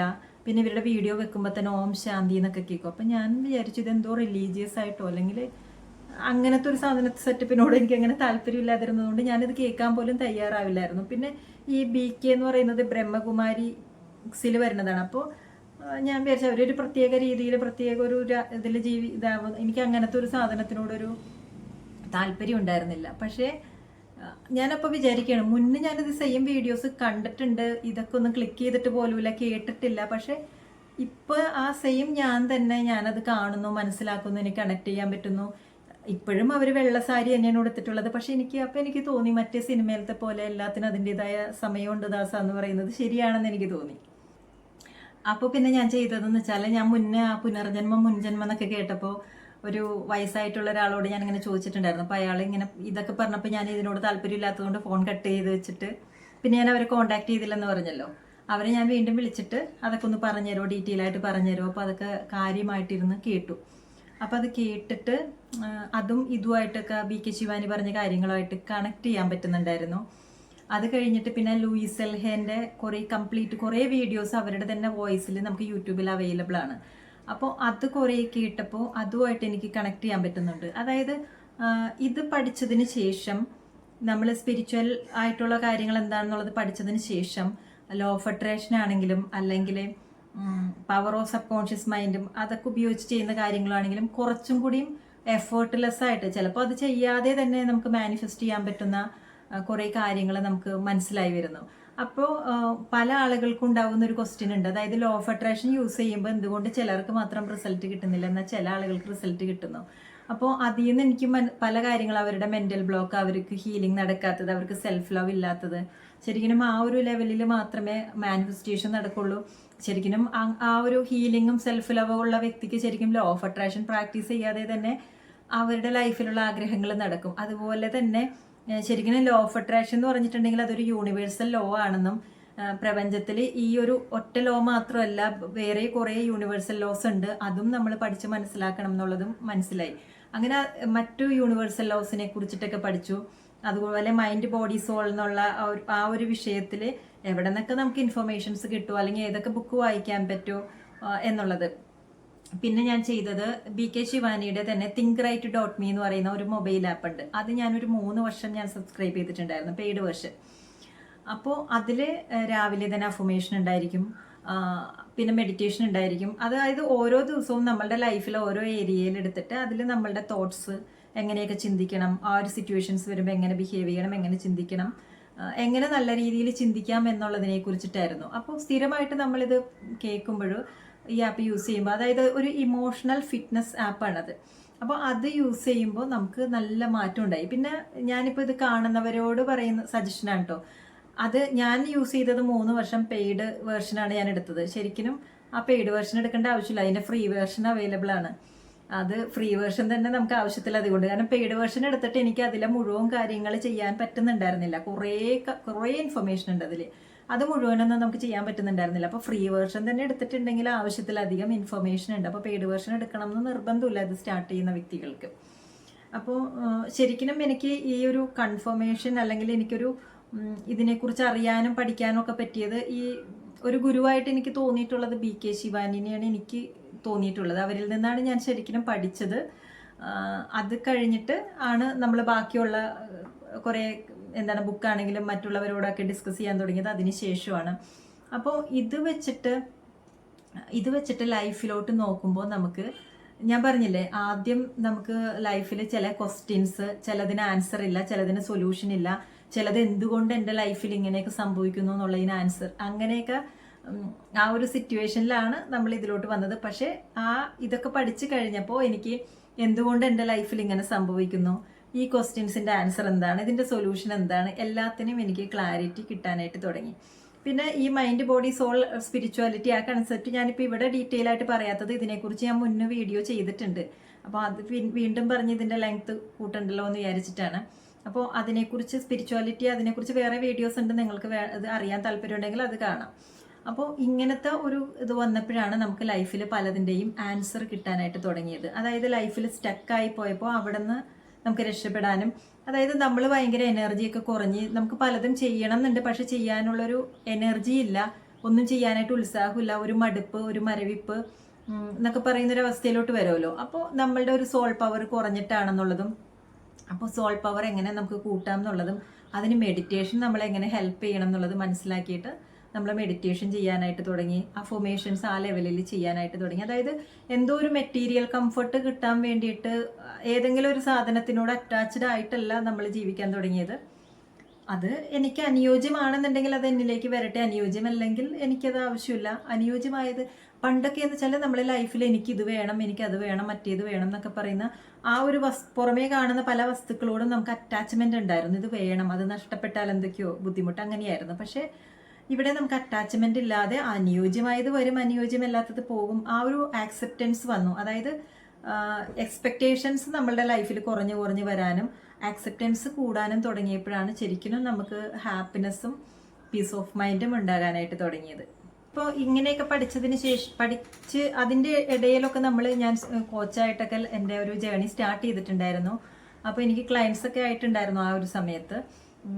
ഇൻ ബിറ്റ്വീൻ ഞാൻ പുതിയ കാര്യങ്ങൾ പഠിക്കാനും അറിയാനൊക്കെ ശ്രമിച്ചുകൊണ്ടിരിക്കുന്നുണ്ടായിരുന്നു. അപ്പോൾ ഈ ഒരു സ്പിരിച്വൽ ജേണിയിലോട്ട് വരുന്നതിന് മുൻപ് നമുക്കിതൊന്നും അറിയില്ലല്ലോ. അപ്പോൾ ഞാൻ ഈ ബുദ്ധനെ കുറിച്ച് അറിയാനൊക്കെ ശ്രമിക്കുമായിരുന്നു. അപ്പോൾ ബുദ്ധ ടീച്ചിങ്സ് എന്ന് പറഞ്ഞാൽ നമ്മൾ ഗൂഗിൾ ചെയ്തിട്ടുണ്ടെങ്കിൽ കുറേ PDF ഒക്കെ കിട്ടും. അപ്പോൾ അതൊക്കെ ഡൗൺലോഡ് ചെയ്തിട്ട് ബുദ്ധൻ്റെ ടീച്ചിങ്സ് എന്താണ് അതൊക്കെ നമ്മൾ മനസ്സിലാക്കാനായിട്ട് ശ്രമിക്കും. അതായത് ലോകത്തുള്ള എല്ലാ ആളുകളും സഫർ ചെയ്യുന്നുണ്ട്, എന്തുകൊണ്ടാണ് ഈ സഫറിങ്സ് ഉണ്ടാകുന്നത്, അപ്പോൾ ഈ അറ്റാച്ച്മെന്റ് ആണ് ഇതിനൊക്കെ കാരണം, എങ്ങനെ ഈ അറ്റാച്ച്മെന്റ് അല്ലെങ്കിൽ ഡിറ്റാച്ച്മെന്റ് എന്നൊക്കെ പറയുന്ന ഒരു വാക്കുണ്ടല്ലോ, അതെന്താണെന്നൊക്കെ ശരിക്കും എക്സ്പ്ലോർ ചെയ്യാൻ തുടങ്ങിയത് ഈ ബുദ്ധ ടീച്ചിങ്സ് വായിച്ചതിന് ശേഷമാണ്. അതായത് അറ്റാച്ച്മെന്റ് ഇല്ലാതെ നമുക്ക് എങ്ങനെ ജീവിക്കാം. ഇപ്പോൾ എൻ്റെ ഹസ്ബൻഡ്, എൻ്റെ മക്കള്, നമുക്ക് എൻ്റെ ജോലി എന്നൊക്കെ പറഞ്ഞ് ഭയങ്കര പല കാര്യങ്ങളോടും നമുക്ക് അറ്റാച്ച്മെന്റ് ഉണ്ട്. അപ്പോൾ ഈ അറ്റാച്ച്മെന്റ് ആണ് നമ്മളുടെ ലൈഫിൽ നമുക്ക് വിഷമങ്ങൾ തരുന്നത്. അപ്പോൾ അറ്റാച്ച്മെന്റ് ഇല്ലാതെ ഈ എനിക്ക് ആദ്യം അതിന്റെ മീനിങ് പോലും അറിഞ്ഞുകൂടായിരുന്നു. ഈ ഡിറ്റാച്ച്മെന്റ് എന്താണ്, എങ്ങനെയാണ് ഡിറ്റാച്ച്മെന്റ് എന്ന് പറയുമ്പോൾ അപ്പോൾ നമുക്ക് മക്കളെ വേണ്ടെന്നാണോ, അല്ലെങ്കിൽ ഭർത്താവിന് വേണ്ടെന്നാണോ, അല്ലെങ്കിൽ ജോലി വേണ്ടെന്നാണോ, അപ്പോൾ ഇവരോടൊന്നും ഇഷ്ടമില്ലേ എന്നൊക്കെ ഉള്ളൊരു സാധനമായിരുന്നു. ഇങ്ങനെയൊക്കെ അറ്റാച്ച്മെന്റിൽ ജീവിക്കുന്നതല്ലേ സന്തോഷം, അങ്ങനത്തെയൊക്കെ കുറേ ക്വസ്റ്റ്യൻസ് ഉണ്ടായിരുന്നു. അപ്പോൾ ശരിയായ രീതിയിൽ നമ്മൾ ഡിറ്റാച്ച്മെന്റ് എക്സ്പ്ലോർ ചെയ്തു. ശരിക്കും ഈ അറ്റാച്ച്മെന്റിന് പകരം ഈ ഡിറ്റാച്ച്മെന്റ് പ്രാക്ടീസ് ചെയ്യുമ്പോഴാണ് നമുക്ക് നമ്മളുടെ ഉള്ളിൽ സന്തോഷവും സമാധാനവും ഉണ്ടാകുന്നത്. ഞാൻ ഇങ്ങനത്തേക്കൊരു ജേണി തുടങ്ങുന്ന സമയത്ത് പണ്ട് കാലത്തുള്ള ആളുകളുടെ ടീച്ചിങ്സ് വരെയും നോക്കുമായിരുന്നു. അതായത് മറ്റേ പ്ലേറ്റോ, സോക്രട്ടീസ്, പിന്നെ ചാണക്യൻ, അതായത് ആ പണ്ട് കാലം മുതൽ ഇതുപോലെയൊക്കെ ചിന്തിച്ചിരുന്ന ആളുകൾ ആരൊക്കെയാണ്, അവരുടെ മെയിൻ ടീച്ചിങ്സ് എന്താണ്, ലൈഫിലെ സഫറിങ്സിന് കാരണം എന്താണ്, അതിൽ നിന്ന് നമുക്ക് എങ്ങനെ പുറത്തു കിടക്കാൻ പറ്റും, അങ്ങനെയൊക്കെ നമ്മൾ സെർച്ച് ചെയ്യാനായിട്ട് തുടങ്ങി, അത് പഠിക്കാൻ തുടങ്ങി. അപ്പോൾ ലൈഫിൽ അപ്ലൈ ചെയ്യുമ്പോൾ നമുക്കും മാറ്റങ്ങൾ വന്നു. ഞാൻ ആ ജോലി ചെയ്യുന്നത് കൊണ്ട് എൻ്റെ ക്ലയൻസിനോട് പറഞ്ഞു കൊടുക്കുമ്പോൾ അവർക്കും ലൈഫിൽ ചേഞ്ച് വരാനായിട്ട് തുടങ്ങി. അപ്പോൾ ഇതിനെക്കുറിച്ച് ഭയങ്കരമായിട്ട് ഇപ്പോൾ ലൈഫിൽ സ്ട്രഗിൾസ് ഉണ്ടാവുന്ന ആളുകൾ ഇത്രയും ഒന്നും അന്വേഷിക്കാനൊന്നും സാധ്യതയില്ല, ഇപ്പം ഞാൻ ചെയ്തതുപോലെ. അപ്പോൾ അതിൽ നിന്ന് ഞാൻ മനസ്സിലാക്കിയിട്ടുള്ളൊരു കാര്യമാണ്, ഞാൻ പറഞ്ഞില്ലേ എനിക്ക് എഞ്ചിനീയറിംഗ് ബാക്ക്ഗ്രൗണ്ട് ആണുള്ളത്. ആക്ച്വലി എനിക്ക് ഇങ്ങനെയുള്ള, അതായത് നമ്മളുടെ ഇൻ്റലിജൻസ് നമ്മൾ ടെസ്റ്റ് ചെയ്യുമ്പോൾ എനിക്ക് ഇൻട്രാപേഴ്സണൽ ഇൻ്റലിജൻസും ഉണ്ട്, അതുപോലെ തന്നെ ഇന്റർപേഴ്സണൽ ഇൻ്റലിജൻസും ഉണ്ട്. ഇന്റർപേഴ്സണൽ ഇൻ്റലിജൻസ് എന്ന് പറഞ്ഞാൽ നമുക്ക് എല്ലാ വ്യക്തികളോടും, പലതരത്തിലുള്ള വ്യക്തികളോട് കമ്മ്യൂണിക്കേറ്റ് ചെയ്യാനുള്ള കഴിവാണ് ഇന്റർപേഴ്സണൽ ഇൻ്റലിജൻസ്. മറ്റേത് ഇൻട്രാപേഴ്സണൽ ഇൻ്റലിജൻസ് ആണ്. അതായത് നമുക്കിപ്പോൾ വേറെ ആളുകളില്ലെങ്കിലും നമുക്ക് ഒറ്റയ്ക്ക് ഇരിക്കാൻ പറ്റും, കാര്യങ്ങൾ അറിയാനും പഠിക്കാനും ഒക്കെ പറ്റും. ആ ഇൻട്രാപേഴ്സണൽ ഇൻ്റലിജൻസ് ഉള്ളത് കൊണ്ടാണ് എനിക്ക് കാര്യങ്ങൾ അനലൈസ് ചെയ്ത് അതിൻ്റെ സൊല്യൂഷൻസ് കണ്ടുപിടിച്ച് അങ്ങനെയൊക്കെ ചെയ്യാൻ പറ്റുന്നത്. അപ്പോൾ എനിക്ക് ഈ സൈക്കോളജി എന്ന് പറയുന്ന ഒരു വിഷയത്തിനോടുള്ളൊരു പാഷൻ, ഈ ലൈഫിനെ കുറിച്ച് അറിയാനും ആ ഒരു പാഷനും എൻ്റെ പർപ്പസ് എന്താണെന്നൊക്കെ തിരിച്ചറിയുന്നത് ഈ ഒരു ജേണിയിലാണ്. കാരണം എനിക്ക് ഇങ്ങനത്തെ ഒരു സബ്ജക്റ്റ് എടുത്തിട്ട്, അതായത് ലൈഫ് എന്താണ്, ലൈഫിൽ പല പല areas, career, health, wealth, relationship, spiritual, അങ്ങനെ ലൈഫിലുള്ള ഏരിയാസ് എന്താണ്, ഓരോ ഏരിയയിലും നമ്മൾ എങ്ങനെയാണ് അത് ഡെവലപ്പ് ചെയ്ത് കൊണ്ടുവരുന്നത്, ഇതൊക്കെ അറിയാനും പഠിക്കാനും ഒക്കെ ഭയങ്കര താല്പര്യമാണെന്നുള്ളത് ഞാൻ ഈ ഒരു ജേണിയിലാണ് തിരിച്ചറിയുന്നത്. ശരിക്കും അങ്ങനെയൊക്കെ എക്സ്പ്ലോർ ചെയ്തതുകൊണ്ടാണ് എനിക്കത് കരിയറിൽ അപ്ലൈ ചെയ്ത് അതിൽ സക്സസ്ഫുൾ ആവാനായിട്ട് പറ്റിയത്. നമ്മൾ ഈ സബ്ജക്റ്റ് പറയുമ്പോൾ അതിനോടൊപ്പം തന്നെ പറഞ്ഞു പോകുന്നതാണ്, നമ്മൾക്ക് ഒരു മനുഷ്യൻ എടുക്കുകയാണെങ്കിൽ അവർക്ക് മൾട്ടിപ്പിൾ ഇൻ്റലിജൻസ്, അതായത് 9 ടൈപ്പ് ഓഫ് ഇൻ്റലിജൻസ് ഉണ്ടായിരിക്കും. ആ 9 ടൈപ്പ് ഓഫ് ഇൻ്റലിജൻസ് എന്ന് പറയുന്നത്, ചിലർക്ക് മ്യൂസിക്കിനോട് താല്പര്യമുള്ള ആളുകളുണ്ട്, മ്യൂസിക്കൽ ഇൻ്റലിജൻസ് എന്ന് പറയും. ചില ആളുകൾക്ക് ഭാഷകൾ കൈകാര്യം ചെയ്യാനായിട്ട് താല്പര്യം ഉണ്ടായിരിക്കും, അപ്പോൾ ലിംഗ്വിസ്റ്റിക് ഇൻ്റലിജൻസ്. അതുപോലെ intrapersonal intelligence, interpersonal intelligence, naturalistic intelligence, bodily kinaesthetic intelligence, അങ്ങനെ ഒരു 9 ടൈപ്പ് ഓഫ് ഇൻ്റലിജൻസ് ഉണ്ട്. അപ്പോൾ ഒരു വ്യക്തിനെ എടുക്കുകയാണെങ്കിൽ അവർക്ക് ഒരു 1-2 അല്ലെങ്കിൽ ഒരു 3 ഇൻ്റലിജൻസ് ഒക്കെ കൂടുതലായിട്ടുണ്ടായിരിക്കും. അപ്പോൾ ആ ഇൻ്റലിജൻസ് എന്താണോ ആ മേഖലയിൽ നമ്മൾ ജോലി ചെയ്യണമെങ്കിൽ നമ്മൾ ഭയങ്കരമായിട്ട് സക്സസ്ഫുൾ ആവും. കാരണം നമുക്കുള്ള ഇൻ്റലിജൻസ് ആണ് നമ്മളിവിടെ യൂസ് ചെയ്യുന്നത്. ഇനി നമ്മൾക്ക് ഭയങ്കര ഹൈ ആയിട്ട് നിൽക്കാത്ത, ഏറ്റവും ലോ ആയിട്ട് നിൽക്കുന്ന ഏതെങ്കിലും ഒരു ഇൻ്റലിജൻസ്, അത് സ്കോപ്പാണ്, ഇപ്പോൾ ജോലി കിട്ടാൻ സാധ്യതയെന്നും പറഞ്ഞ് നമ്മളതെടുത്ത് പഠിച്ചിട്ടുണ്ടെങ്കിൽ നമുക്കതിൽ സക്സസ്ഫുൾ ആവാനായിട്ട് പറ്റില്ല. അപ്പോൾ നമ്മൾ കരിയർ ടെസ്റ്റ് ഒക്കെ ചെയ്യുമ്പോൾ, കരിയർ ഗൈഡൻസിനൊക്കെ പോകുമ്പോൾ ഈ മൾട്ടിപ്പിൾ ഇൻ്റലിജൻസ് അല്ലെങ്കിൽ DMIT ടെസ്റ്റ് എന്നൊക്കെ പറയൂലേ, ഇതൊക്കെ ചെയ്ത് നോക്കിയിട്ടുണ്ടെങ്കിൽ നമ്മളുടെ ഇൻ്റലിജൻസ് ഏതാണ് കൂടുതൽ എന്നുള്ളതൊക്കെ അറിയാനായിട്ട് പറ്റും. ഞാൻ ജസ്റ്റ് ഇതിൻ്റെ ഇടയിൽ പറഞ്ഞു പോയത് എന്താണെന്ന് വെച്ചാൽ, എനിക്ക് അതായത് മനുഷ്യന്മാരെ കുറിച്ചിട്ടും അവരെങ്ങനെയാണ് അങ്ങനത്തെ ലൈഫിനെ കുറിച്ചിട്ടും അവരുടെ പ്രോബ്ലംസ്, സൊല്യൂഷൻസ്, ഇങ്ങനത്തെ കാര്യങ്ങളൊക്കെ അറിയാനും പഠിക്കാനും എനിക്ക് നാച്ചുറലി താല്പര്യമുണ്ട്. എനിക്ക് ഇൻട്രാപേഴ്സണൽ ഇൻ്റലിജൻസും ഇന്റർപേഴ്സണൽ ഇൻ്റലിജൻസും ഒക്കെ എനിക്ക് കൂടുതലാണ്. അതുകൊണ്ടാണ് എനിക്ക് ഇത്രയും എക്സ്പ്ലോർ ചെയ്യാനും അതിനെക്കുറിച്ച് അറിയാനും പഠിക്കാനൊക്കെ താല്പര്യം ഉണ്ടായിരുന്നത്. അതുകൊണ്ട് തന്നെ എനിക്ക് ഇപ്പോൾ ലൈഫ് കോച്ചിങ് അല്ലെങ്കിൽ സൈക്കോളജിസ്റ്റ് എന്നുള്ള ഈ ഒരു കരിയറിലോട്ട് വന്നപ്പോൾ എനിക്ക് ഭയങ്കരമായിട്ട് അതിൽ സക്സസ്ഫുൾ ആവാൻ പറ്റിയതും അതുകൊണ്ട് തന്നെയാണ്. ഞാൻ പറഞ്ഞില്ലേ, മുന്നേ നമ്മൾ എഞ്ചിനീയറിംഗ് പഠിച്ചിട്ട് നമുക്ക് ഇതുപോലെ സക്സസ്ഫുൾ ആവാനായിട്ട് പറ്റിയിട്ടില്ല. അപ്പോൾ ഞാൻ ജസ്റ്റ് ഇതും കൂടി ടച്ച് ചെയ്ത് പോയാൽ ഇത് കേൾക്കുന്നവർക്ക് നിങ്ങളുടെ കരിയർ സ്വിച്ച് ചെയ്യുന്നതിനെ കുറിച്ചിട്ടോ അല്ലെങ്കിൽ നിങ്ങളുടെ മക്കൾക്കോ യൂസ്ഫുൾ ആവട്ടെ എന്ന് വിചാരിച്ച് ഇതിൻ്റെ ഒപ്പം ഒന്ന് പറഞ്ഞു പോയതാണ്. അല്ലെങ്കിൽ വേറെ ചില ആളുകൾ വിചാരിക്കുമല്ലോ, ഇത്രയൊക്കെ ഇരുന്ന് പഠിക്കണോ, ഇത്രയൊക്കെ പഠിച്ചാലാണോ ലൈഫിൽ നമുക്ക് പ്രശ്നങ്ങളുണ്ടെങ്കിൽ, ഇത്രയൊന്നും പഠിക്കേണ്ട ആവശ്യമില്ല. എനിക്ക് അങ്ങനെ ഒരു ഇൻ്റലിജൻസ് അങ്ങനെ ഉള്ളത് കൊണ്ടാണ് എനിക്ക് അതിനെക്കുറിച്ച് കൂടുതൽ പഠിക്കാനായിട്ട് തോന്നിയത്. ഇനി ആ ഒരു സ്പിരിച്വൽ പാത്തിലോട്ട് വന്നപ്പോൾ എനിക്ക് BK ശിവാനിനെ കൂടുതൽ ഇഷ്ടപ്പെടാൻ കാരണം എന്ന് പറയുന്നത്, അവർ പറയുന്നുണ്ട്, ഇപ്പം നമ്മളുടെ ഉള്ളിൽ ഇപ്പോൾ ആദ്യമൊക്കെ ഞാൻ വിചാരിച്ചിരുന്നത് സ്പിരിച്വൽ ജേണി എന്ന് പറഞ്ഞിട്ടുണ്ടെങ്കിൽ നമ്മൾ വിവാഹം കഴിക്കില്ല, അതായത് ഫാമിലി റെസ്പോൺസിബിലിറ്റി ഇല്ല, വല്ല ഹിമാലയത്തിലോ അവിടെ രുദ്രാക്ഷമൊക്കെ ഇട്ട് വെള്ള ഡ്രസ്സൊക്കെ ഇട്ടിട്ടിരുന്ന് ആരുമായിട്ട് ഇതില്ലാതെ, അങ്ങനെയാണ് എൻ്റെ ഉള്ളിലുണ്ടായിരുന്നത്. നമുക്കിതിനെക്കുറിച്ചിട്ടുള്ള അറിവില്ലായ്മ കൊണ്ടാണ്. പക്ഷേ അതിൽ അവർ പറയുന്നുണ്ട്, സ്പിരിച്വാലിറ്റി അല്ലെങ്കിൽ സ്പിരിച്വൽ എന്ന് പറഞ്ഞിട്ടുണ്ടെങ്കിൽ ആർക്ക് വേണമെങ്കിലും ആ ഒരു ജേണിയിലോട്ട് വരാം. നമുക്കുള്ള റെസ്പോൺസിബിലിറ്റിയൊക്കെ അതിൽ നിന്ന് ഒളിച്ചോടി വന്നിട്ടല്ല നമ്മൾ ഇത് ചെയ്യുന്നത്. നമ്മളിപ്പോൾ സ്പിരിച്വൽ ആകുമ്പോൾ നമ്മളുടെ കുട്ടികളെ ടേക്ക് കെയർ ചെയ്യുക, അത് നമ്മളുടെ റെസ്പോൺസിബിലിറ്റി ആണെങ്കിൽ നമ്മളത് ചെയ്യണം. നമ്മളുടെ കരിയർ സത്യസന്ധമായിട്ട് ചെയ്യുക, അത് അതായത് നമ്മളുടെ എല്ലാ റെസ്പോൺസിബിലിറ്റിയും ചെയ്തുകൊണ്ട് നമ്മളെങ്ങനെ സ്പിരിച്വലായിട്ടിരിക്കാം എന്നുള്ളൊരു കാര്യമാണ്. ഇപ്പോൾ എന്നെ സംബന്ധിച്ചിടത്തോളം ഞാനിപ്പോൾ ഒട്ടും റിലീജിയസ് ഒന്നുമല്ല. എനിക്കിങ്ങനെ ഹിന്ദു, മുസ്ലിം അല്ലെങ്കിൽ ക്രിസ്ത്യൻ എന്നൊക്കെ പറഞ്ഞിട്ട് അങ്ങനെ പ്രത്യേകിച്ച്, ഞാൻ ബൈബിള് വായിക്കാറുണ്ട്, എൻ്റെ വീട്ടിൽ തിരുവചനമുണ്ട്, അതുപോലെ ഭഗവത്ഗീതയുണ്ട്. ഞാൻ ഈ ഖുറാനിലുള്ള കാര്യങ്ങൾ, അതായത് ആ ബുക്കിനെയൊക്കെ ഞാൻ നമ്മളുടെ ലൈഫ് എങ്ങനെ, അതായത് ഫ്രിഡ്ജും മിക്സിയും ഇതൊക്കെ വാങ്ങിക്കുമ്പോൾ നമുക്കൊരു മാനുവൽ കിട്ടുമല്ലോ, ആ ഉപകരണം എങ്ങനെ വർക്ക് ചെയ്യുന്നു എന്നുള്ളത് മനസ്സിലാക്കാനായിട്ട്. അതുപോലെ നമ്മളുടെ ലൈഫ് എങ്ങനെ വർക്ക് ചെയ്യുന്നു, നമുക്ക് ലൈഫിലെ ഒരു പ്രതിസന്ധിയൊക്കെ വരുമ്പോൾ എന്തൊക്കെ ചെയ്ത് നമുക്ക് മുന്നോട്ട് പോകാൻ പറ്റും, അതിനെ റെഫർ ചെയ്യുന്ന ഒരു നല്ല ബുക്കായിട്ടാണ് ഞാൻ ബൈബിളും ഗീതയും അതുപോലെ ഖുറാനും ഒക്കെ കാണുന്നത്. അപ്പോൾ അതിൻ്റെ കോഡ്സ്, അതിലെ മെയിനായിട്ടുള്ള കാര്യങ്ങൾ എനിക്ക് ഇതിലെല്ലാത്തിലും സെയിം ആയിട്ടുള്ളതുപോലെ, എല്ലാത്തിലും ഫോർഗീവ്നെസ് ഉണ്ട്, ഗ്രാറ്റിറ്റ്യൂഡ് ഉണ്ട്, അൺകണ്ടീഷണൽ ലവ് ഉണ്ട്, എല്ലാ ബുക്കിലും എഴുതിയിട്ടുള്ള കാര്യങ്ങൾ ഒന്ന് തന്നെയാണ്. അപ്പോൾ എനിക്കിങ്ങനെ ഇന്നർ റിലീജിയസ് അങ്ങനെ ആവണം അങ്ങനത്തെ ഒന്നുമില്ല. സ്പിരിച്വലായിട്ട് ജീവിക്കാനായിട്ട് ഞാൻ ഭയങ്കര കംപ്ലീറ്റ്ലി സ്പിരിച്വൽ ആണെന്നുള്ളൊരു സാധനമല്ല, ഞാൻ സ്പിരിച്വൽ ആകാൻ ശ്രമിച്ചുകൊണ്ടിരിക്കുന്നു. ഓരോന്നും ശ്രമിക്കുമ്പോൾ നമുക്ക് തോന്നും ഇനിയും പഠിക്കണം, ഇനിയും വളരണം എന്നൊക്കെയുള്ളൊരു തോന്നലുണ്ട്. അപ്പോൾ എൻ്റെ മക്കൾ വന്നിട്ട് എന്നോട് ചോദിക്കാറുണ്ട്, അമ്മേ ദൈവമുണ്ടോ, അമ്മ ദൈവത്തിനെ കണ്ടിട്ടുണ്ടോ എന്നൊക്കെ എന്നോട് ചോദിക്കാറുണ്ട്. അതുപോലെ നമ്മൾ അവരുടെ സ്കൂളിൽ ചെല്ലുമ്പോൾ മറ്റു കുട്ടികൾ പറയാലോ അവർ പള്ളിക്കാരാണ്, നിങ്ങൾ അമ്പലക്കാരാണോ, ഇങ്ങനെയൊക്കെ ചോദിക്കുന്നു. അപ്പം ഞാൻ അവരോട് പറയും, ഇപ്പോൾ നമ്മളുടെ ബുക്ക് ഇതിൽ എന്താ സർട്ടിഫിക്കറ്റിൽ നമുക്കിങ്ങനെ ഒരു ഫില്ല് ചെയ്യാനൊരു കോളുള്ളത് കൊണ്ട്, ഓൾറെഡി ഹിന്ദു ആയതുകൊണ്ട് ഞാനവിടെ ഹിന്ദു എന്ന് എഴുതുന്നു. ഞാൻ അവനോട് പറയും, എടാ ഇങ്ങനെ ഫില്ല് ചെയ്യാനായിട്ട് ഞാനിങ്ങനെ എഴുതുന്നു എന്നുള്ളൂ. പക്ഷെ നിനക്ക് ഇപ്പം ഇന്ന ഒരു റിലീജിയനോട് നിനക്ക് ഭയങ്കരമായിട്ട് താല്പര്യം ഉണ്ടെങ്കിൽ നീ വേണമെങ്കിൽ അങ്ങനെ ആയിക്കോ, എനിക്കൊരു പ്രശ്നമില്ല. അതുപോലെ ദൈവവിശ്വാസം വേണോ എന്നുള്ളൊരു സാധനം ചോദിക്കുക. അപ്പം ഞാൻ പറയും, നിനക്ക് വിശ്വാസം വേണമെന്ന് തോന്നിയാൽ നിനക്ക് വിശ്വസിക്കാം, വേണ്ടെന്ന് തോന്നിയാൽ വേണ്ടാതെ ഇരിക്കാം. അപ്പോൾ അവർക്കിങ്ങനെ, അതായത് നമ്മൾ ബ്ലൈൻഡായിട്ട് അങ്ങനെ ഒരു വിശ്വസിക്കുന്ന ഒരാളാണെങ്കിൽ അവരും ഓട്ടോമാറ്റിക്കലി അങ്ങനെയാവും. അപ്പം ഇപ്പം എൻ്റെ അച്ഛനില്ല, അപ്പം എനിക്കും അങ്ങനെയില്ല. അപ്പോൾ ഇവർക്ക് കൺഫ്യൂഷനാണ്, ശരിക്കും ഉണ്ടോ അമ്മ ഇത് കണ്ടിട്ടുണ്ടോ എന്നുള്ളത്. അപ്പം ഞാനിങ്ങനെ പറയും, എനിക്കിങ്ങനെ അമ്പലത്തിലോ പള്ളിയിലോ ഇരിക്കുന്ന ആ ഒരു വിഗ്രഹങ്ങൾ, അതിനോട് അങ്ങനെ പ്രത്യേകിച്ച് ആരാധനയോ അങ്ങനെ ഒരു ഇതെനിക്കില്ല. ഞാനിങ്ങനെ പറയും, എനിക്കങ്ങനെ വിഗ്രഹങ്ങളോട് ഭയങ്കരമായിട്ട് വലിയ താല്പര്യങ്ങളോ അങ്ങനത്തെ പേടിയോ അങ്ങനെ ഒന്നുമില്ല. ഞാനങ്ങനെ സ്ഥിരമായിട്ട് അമ്പലത്തിൽ പോയി പ്രാർത്ഥിക്കുകയോ അങ്ങനെയൊന്നുമില്ല. ഞാനിങ്ങനെ പറയും, എടാ അമ്പലത്തിൽ പോകുന്നത് നല്ലതാണ്, കാരണം അത് നല്ല ക്ലീനായിട്ട് ശുദ്ധമായിട്ട് നല്ല പോസിറ്റീവ് എനർജി ഉള്ളൊരു സ്ഥലം. നമുക്ക് നമ്മളുടെ വീട്ടിൽ സ്വസ്ഥമായിട്ട് ഇരിക്കാൻ പറ്റുന്നില്ല, പ്രാർത്ഥിക്കാൻ പറ്റുന്നില്ല എന്നുണ്ടെങ്കിൽ അമ്പലത്തിലൊക്കെ പോകുന്നതും, അവിടെ ഇങ്ങനെ ആൽമരമൊക്കെ ഉണ്ട്, അപ്പോൾ അതിൻ്റെ ചുറ്റുമൊക്കെ നടക്കുമ്പോൾ നമുക്ക് നല്ല ഓക്സിജനൊക്കെ കിട്ടും, നമ്മളുടെ ബുദ്ധിയൊക്കെ തെളിയും. അപ്പോൾ അമ്പലത്തിൽ പോയാൽ ഒരു പോസിറ്റീവ് എനർജി ഉള്ള സ്ഥലത്ത് പോകുന്നു. ഇപ്പം ചിലപ്പോൾ നമുക്ക് മനസ്സിലുള്ള കാര്യങ്ങളൊന്നും ചിലപ്പോൾ എല്ലാവരോടും പറയാൻ പറ്റണമെന്നില്ല, ചിലപ്പോൾ പറയാനുള്ള ആളുകൾ ഉണ്ടായിരിക്കില്ല. സോ എപ്പോഴും അവൈലബിൾ ആകുന്ന ഒരു കാര്യമാണ് ദൈവം എന്ന് പറയുന്നത്. അപ്പോൾ ആ ഒരു കൺസെപ്റ്റിൽ അമ്പലത്തിൽ പോവുക, മനസ്സിലെ പ്രയാസങ്ങൾ പോകുമ്പോൾ നമുക്കൊരു സന്തോഷം കിട്ടുമല്ലോ, മനസ്സിലെന്തൊക്കെയോ ആരോടോ പറഞ്ഞു തീർത്തു. അപ്പോൾ ആ ഒരു രീതിയിൽ അമ്പലത്തിൽ പോകുമ്പോൾ അതിൻ്റെതായ പ്രയോജനം കിട്ടുന്നുണ്ട്. അപ്പോൾ അങ്ങനെ വേണമെങ്കിൽ നീയും ഇപ്പോൾ വേണമെങ്കിൽ പോയിക്കോ. അപ്പോൾ ഞാനിടയ്ക്ക് മക്കളെയും കൊണ്ട് അമ്പലത്തിലൊക്കെ പോകാറുണ്ട്. പിന്നെ ഞാൻ ചന്ദനം തൊടുമ്പോൾ ഞാൻ പറയും, ചന്ദനത്തിന് ഇന്ന ഗുണമുണ്ട്, അത് തൊടുകയാണെന്നുണ്ടെങ്കിൽ നല്ലതാണ്. അതുപോലെ ഞാൻ അവരെ പള്ളിയിൽ കൊണ്ടുപോകാറുണ്ട്, പള്ളി പെരുന്നാളിന് പോകാറുണ്ട്.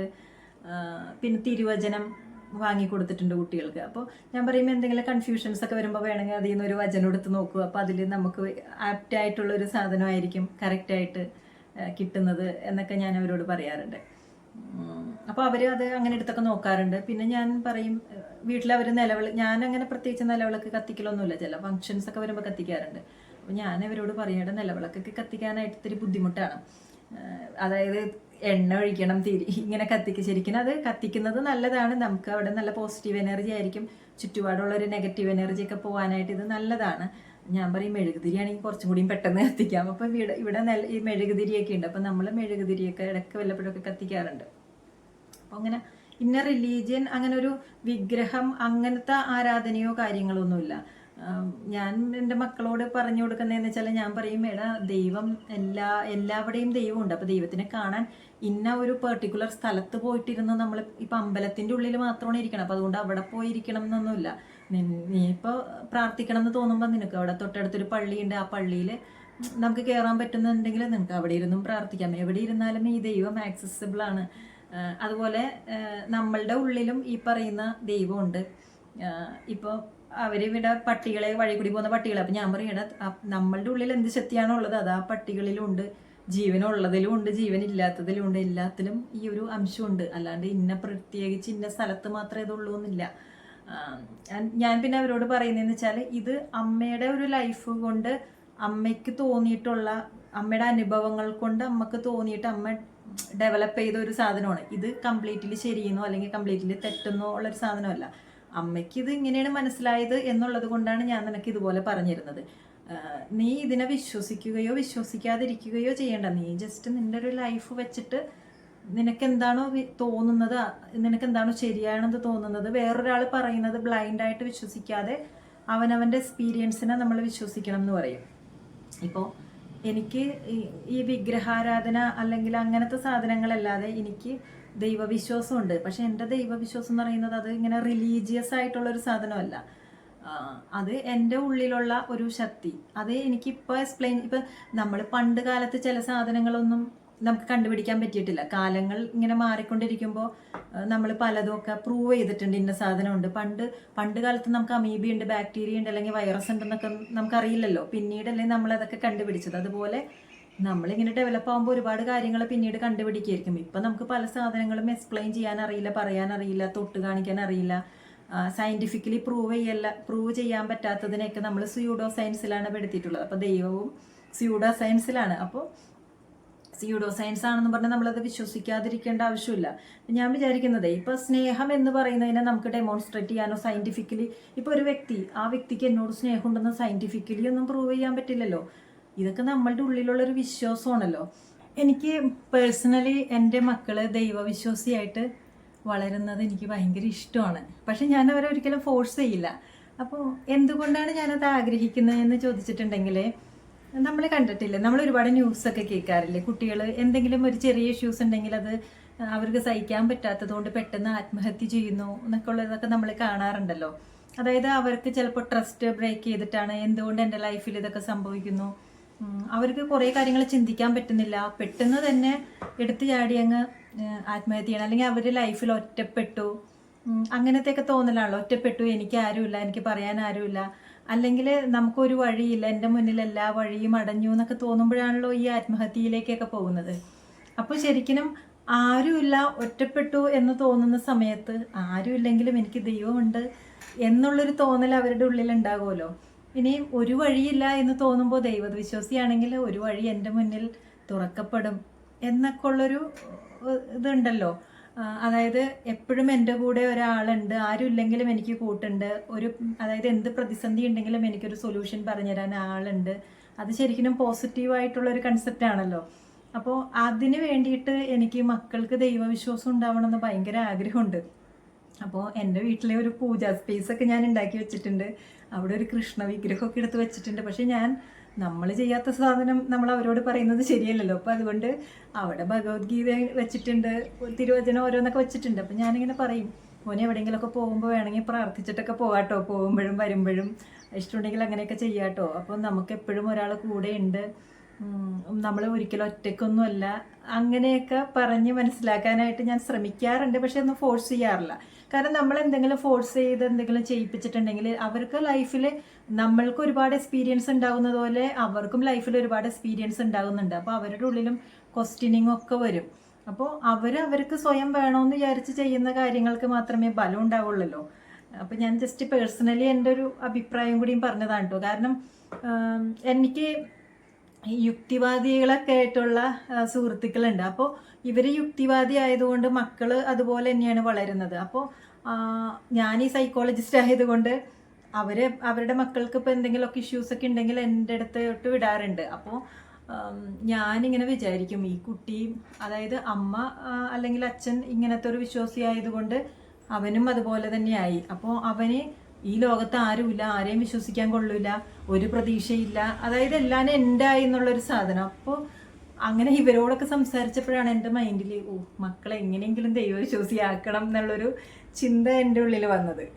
മുന്നേ ജാതകത്തിൽ വിശ്വാസമുണ്ടോ, അല്ലെങ്കിൽ എൻ്റെ ഒരു ഫ്രണ്ട് അസ്ട്രോളജറിനെ കണ്ടപ്പോൾ അവരൊരു കാര്യങ്ങളൊക്കെ പറഞ്ഞു എന്ന് പറഞ്ഞല്ലോ, അതിൻ്റെ ഒരു ക്ലാരിറ്റി എനിക്ക് കിട്ടിയത് BK ശിവാനിയുടെ വീഡിയോ കണ്ടപ്പോഴാണ്. അതിൽ അവർ പറയുന്നുണ്ട്, ഇപ്പം നമ്മുടെ ലൈഫ് സ്റ്റൈൽ ശരിയല്ല, നമ്മളുടെ ഫുഡ് ഹാബിറ്റ് ശരിയല്ല, അതുകൊണ്ട് നമുക്കിപ്പോൾ എന്തൊക്കെയോ അസ്വസ്ഥതകൾ വന്നു. അപ്പം നമ്മൾ പോയി ഡോക്ടറിനെ കാണുന്നു, ഡോക്ടർ ഒരു ടെസ്റ്റ് ചെയ്യാൻ പറയുന്നു. അപ്പോൾ ടെസ്റ്റ് ചെയ്തിട്ട് നമുക്ക് ആ റിപ്പോർട്ട് കിട്ടി, നമ്മൾ ഡോക്ടറിനെ കാണിക്കുന്നു. അപ്പോൾ ആ റിപ്പോർട്ടിൻ്റെ ബേസിൽ ആ റിപ്പോർട്ട് കണ്ടിട്ട് പറയും, നിങ്ങൾക്ക് ഇത് കൂടുതലാണ്, അത് കൂടുതലാണ്, ഇത് വരാൻ ചാൻസ് ഉണ്ട്, മറ്റേത് വരാൻ ചാൻസ് ഉണ്ട്.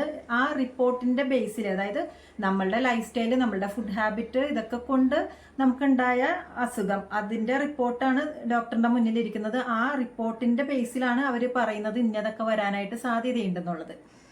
അതുപോലെ ഒരു ജ്യോത്സ്യൻ അല്ലെങ്കിൽ നമ്മളുടെ ജാതകത്തിൽ എന്താണെന്ന് വെച്ചിട്ടുണ്ടെങ്കിൽ നമ്മളുടെ പാസ്റ്റ് കർമ്മ, നമ്മളുടെ ലൈഫിൽ നമ്മളിപ്പോൾ ചെയ്യുന്ന കാര്യങ്ങൾ, കർമ്മ എന്ന് പറഞ്ഞാൽ നമ്മളുടെ തോട്ട്സ്, വേർഡ്സ്, ആക്ഷൻസ് ഒക്കെയാണ്. അപ്പോൾ ഇതൊക്കെ വെച്ചിട്ട് നമുക്ക് ലൈഫിൽ ആ ഒരു സമയം വെച്ചിട്ട് നമുക്ക് ലൈഫിൽ ഇപ്പോഴെന്തൊക്കെ കഴിഞ്ഞു പോയി, എന്തൊക്കെ വന്നു, ഇതൊക്കെ വെച്ചിട്ട് എന്തൊക്കെ വരാൻ സാധ്യതയുണ്ട് എന്നുള്ളൊരു പ്രഡിക്ഷനാണ് അതിലുള്ളത്.